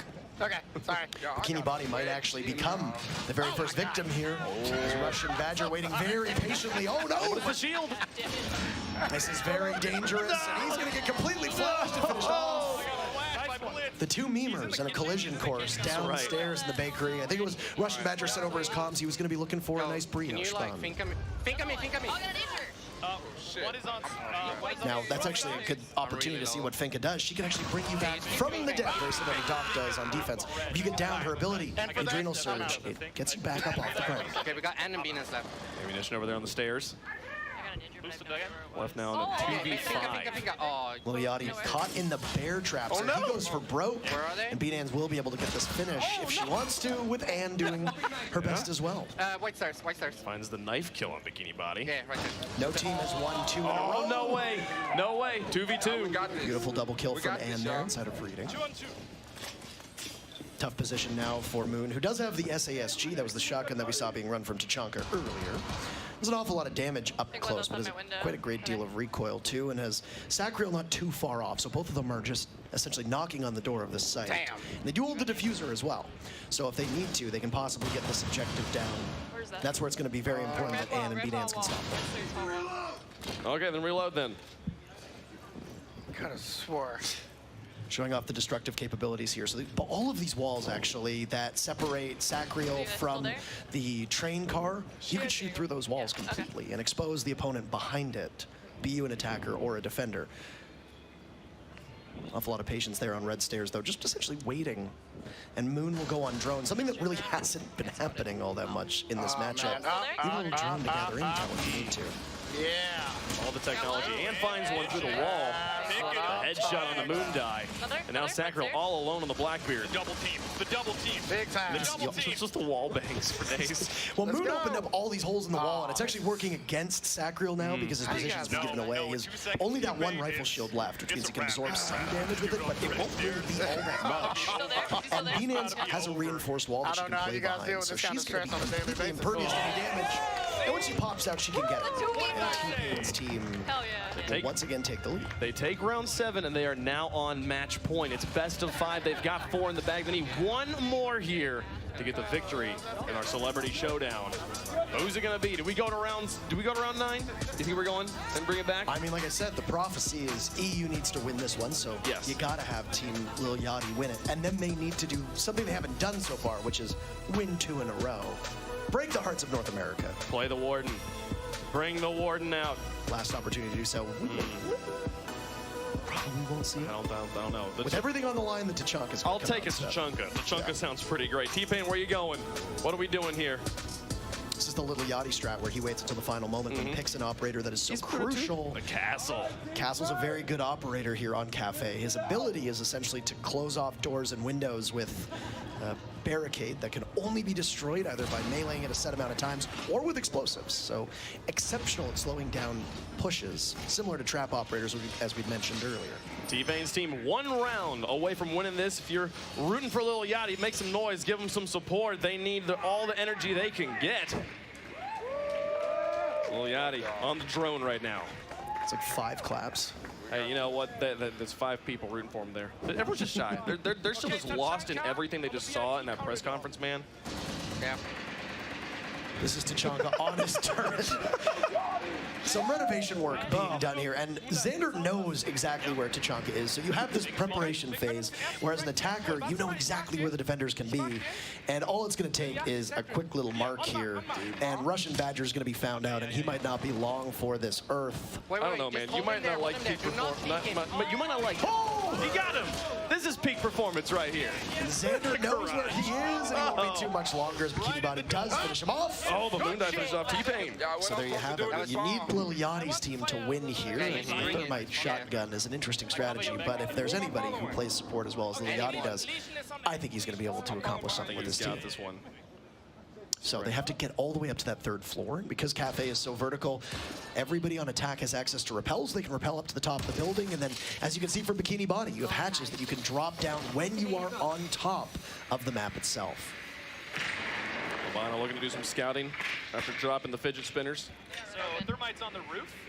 They're droning out. Yeah, they're droning out. Some bevy of barbed wire there just to slow down anybody who does decide to drop through that hatch.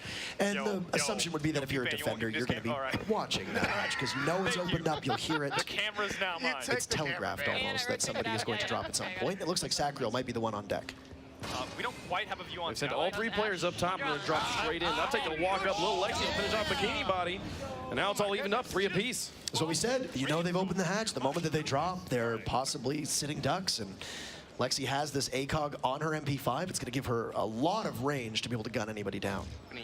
Yes, she's pinged, she's pinged. I think Sacriel knows actually where little Lexi is. As you can see the red mark on your screen, but there's a lot of hesitation here from Sacriel to actually drop and possibly take that fight.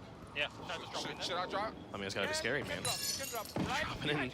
You've got B-Nans and Munition and Little Lexi, the death squad on the other side, but he's going straight for the plant. Little Yachty didn't try to make it happen. I think they know he's on it. Saw the position, and there you go, she'll get it. But the plant is down. And that's it. They've cleared everybody out. All you need to do is grab the diffuser, disable it. The win. For the victory. Little Lexi and company gonna clean it up. And Ammunition, no, did she backs on the teammate as they finish it off, and that is the victory for Team Paid. The first victory for North America. Look at them go. Years. Wow. Make some noise for Team Paid.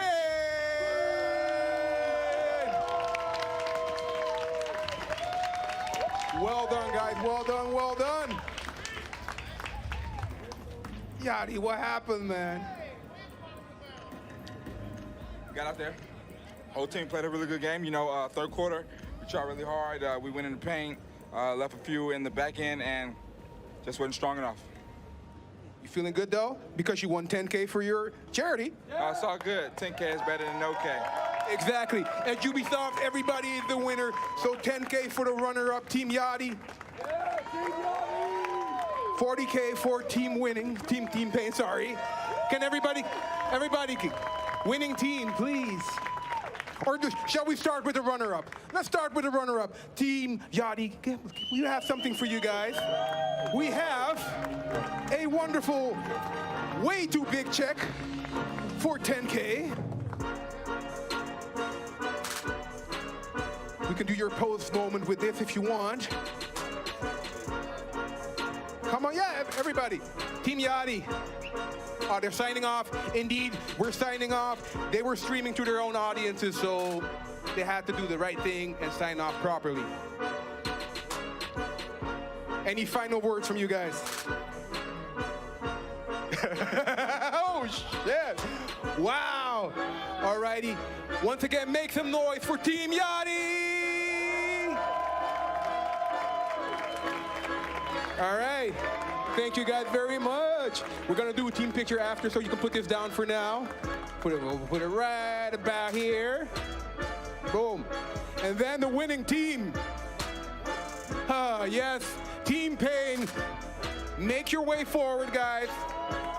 Claim your prize. This is your moment in the spotlight. You did an amazing job. Indeed. Indeed. All right, are you guys ready? 40K for St. Jude Play Live. The biggest check in the world. So how you feeling, Payne? Oh, well, you know, I think Yachty played a good game. You know, everybody on the team just seemed like they were really determined. We just wanted it more, and I think that came out in all the highlights. And yeah, everything went just as God planned it. So, you know. Your impression was amazing. How are you guys feeling? You feeling good? I feel fabulous. I feel great right now. It's a good cause. Indeed, it's all about the good causes. So, yeah, let's put it down. Let's put it down. All righty. Shall we pose for a team picture, everyone together? Yeah. Indeed, everybody make some noise for Team Yachty and Team Pain. Everybody make some noise for Twitch rivals. Yachty, can you do the picture? So we have both teams. We're gonna take a few pictures. It's gonna be amazing. We got the red cups. Let's also hand this to, that's never gonna work here, but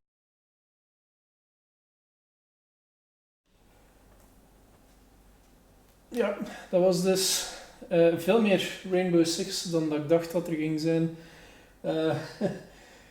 Ze schakelden zoveel sneller over naar die Rainbow Six Siege wedstrijd dat ik gewoon van eerst keer besliste om alles mee uit te zenden. Was niet oorspronkelijk mijn plan, maar toch gedaan.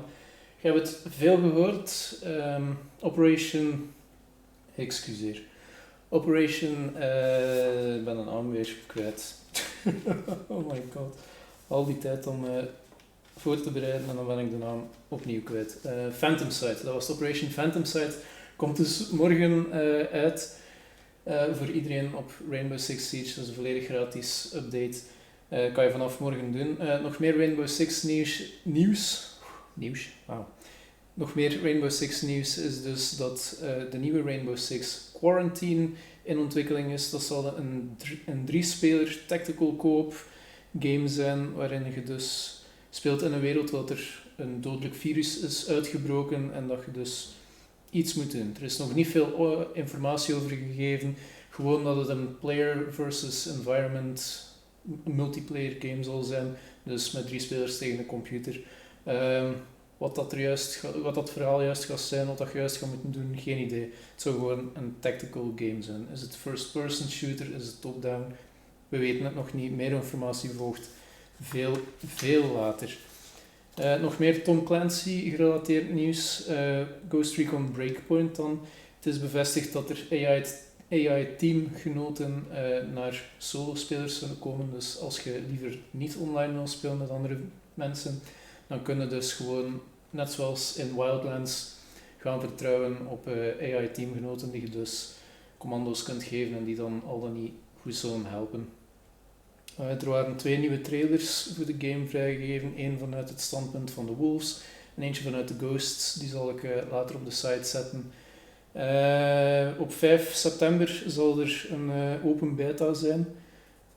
Tenminste, als je de game gepreorderd hebt en als je je ingeschreven hebt voor die open beta. Dus ja, daar kunnen we dan ook mee aan de slag gaan. Een verrassing was Roller Champions. Een game waarvan dat ik dacht, toen het gelekt was, dat het niet echt was. Namelijk dat je een roller derby toestand zou gaan spelen. Ik ben er eigenlijk wel benieuwd naar nu dat blijkt dat het echt is. Vooral ook omdat tijdelijk, dus tot 14 juni liever, is het voor iedereen gratis speelbaar. Tenminste een pre-alpha demo, dus het spel is nog in ontwikkeling. Nog heel vroeg in ontwikkeling zelfs, dus absoluut nog niet af. Dus er gaan heel veel fouten in zitten, heel wat bugs, misschien wat onstabiele gameplay. Maar we kunnen het dus al spelen van nu, dit moment, tot dus 14 juni. Verder ook nog... nee, mijn draad kwijt weer. Sorry. Uplay Plus, de nieuwe abonnementsdienst van Ubisoft, een beetje zoals EA Access en Xbox Game Pass. Dus voor een bepaalde som per maand, in dit geval €14,99, dus €15 per maand, krijg je toegang enkel op PC tot alle Ubisoft games die al uitgekomen zijn en alle Ubisoft games die in de toekomst zullen verschijnen. Dat is heel goed nieuws voor alle PC-gamers onder ons die het niet zo tof vinden om altijd ieder spel te moeten kopen. Dus ja, ik denk dat ik de dienst heel waarschijnlijk ook zal nemen, want ik speel heel veel Ubisoft games en dat zou dan wel heel wat kunnen uitsparen, denk ik. Het is vanaf september dat de dienst online zal gaan en als je je nu inschrijft voor die dienst, dan zul je de eerste maand, september dus, op kosten van Ubisoft kunnen spelen. Er zouden meer dan 100 games beschikbaar gemaakt worden bij de lancering van de dienst. En het zijn dus alle Ultimate Editions van die games dat je dus zult kunnen spelen. Dus met alle DLC en verschillende pre-order voordelen die je anders zou krijgen, krijg je er meteen ook bij. Dus exact hetzelfde als EA Access en Xbox Game Pass dus. Het grootste nieuws was voor mij dan toch persoonlijk Watch Dogs Legion. Ik had al redelijk wat verwacht van het spel. Het is toch iets anders gelopen dan dat ik dacht. Het is heel duister qua setting. Dat had ik niet verwacht, zeker niet naar Watch Dogs 2, wat dat allemaal vrolijke toestanden waren, ook al was het een vrij serieus thema, was iedereen toch eens van hey, wij zijn DedSec en wij gaan hacken en wij zijn leuk en volg ons op Facebook en al van die toestanden. En nu is het in een bijna apocalyptische Londen, in een totalitaire staat eigenlijk, waar dat niets of niemand nog voor zijn eigen mag opkomen, of die worden in elkaar geslaan zoals dat in de trailer getoond werd. Niet verwacht qua setting. Qua gameplay wisten we al dat je ieder personage die je in het spel tegenkomt zou kunnen recruteren voor DedSec.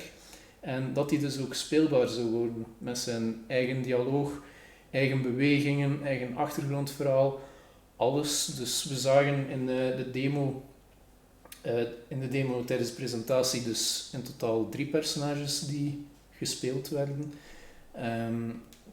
De namen die zijn me volledig ontsnapt, maar het maakt niet uit. Er was één die heel erg melee combat deed, redelijk wat schade kon absorberen. Dat was er een vrouwelijk personage die veel beter was met wapens. Er zijn er dan die gemakkelijker dingen kunnen hacken. Dus ieder personage zal zijn voor- en zijn nadelen hebben. En wat dat ook heel tof lijkt, tof als je ervoor bent natuurlijk, er is permadeath in het spel.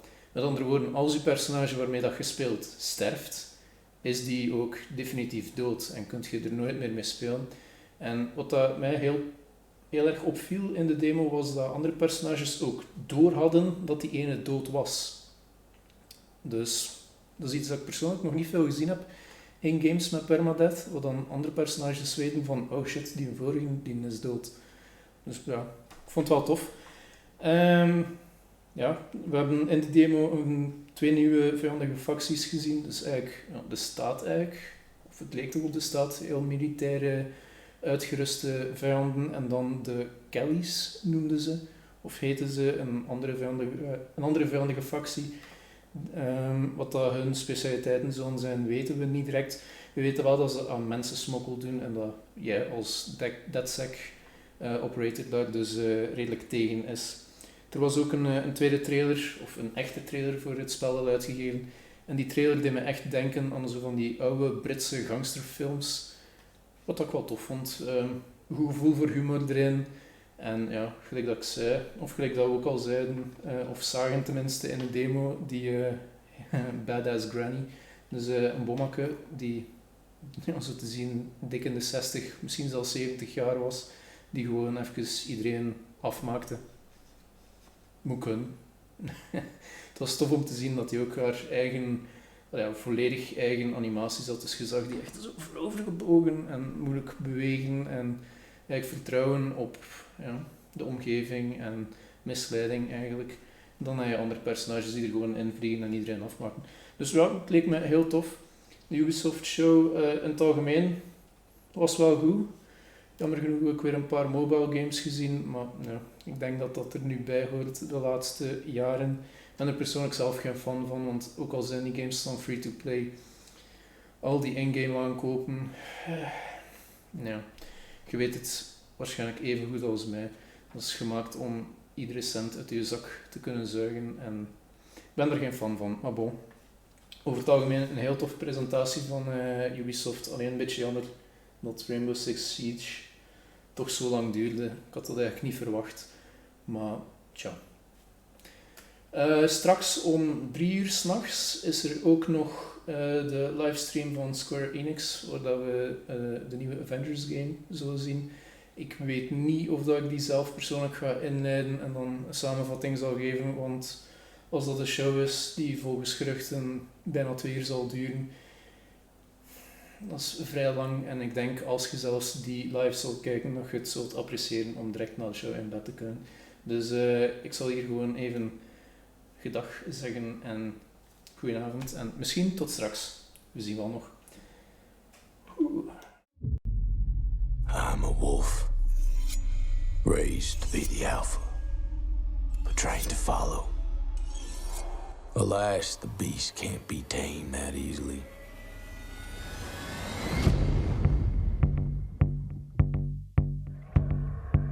This wild territory is the perfect den for my kind. A free world where I can roam and explore with no end.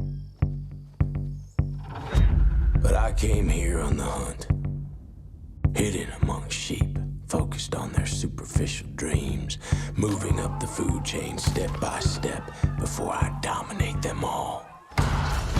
With one target always clearly in my sights: to secure the future with technology others developed but were too fearful to deploy. By tooth and claw, I took this island, and by tooth and claw, I will rule it.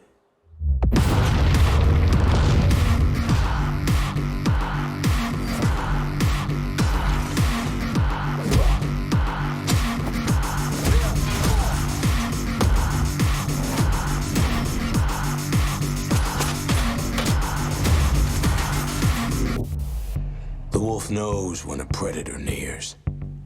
Can a ghost take on the lone wolf? Maybe. Tracking, analyzing, stalking, patiently, tirelessly. But there is no place for the weak and the wounded here.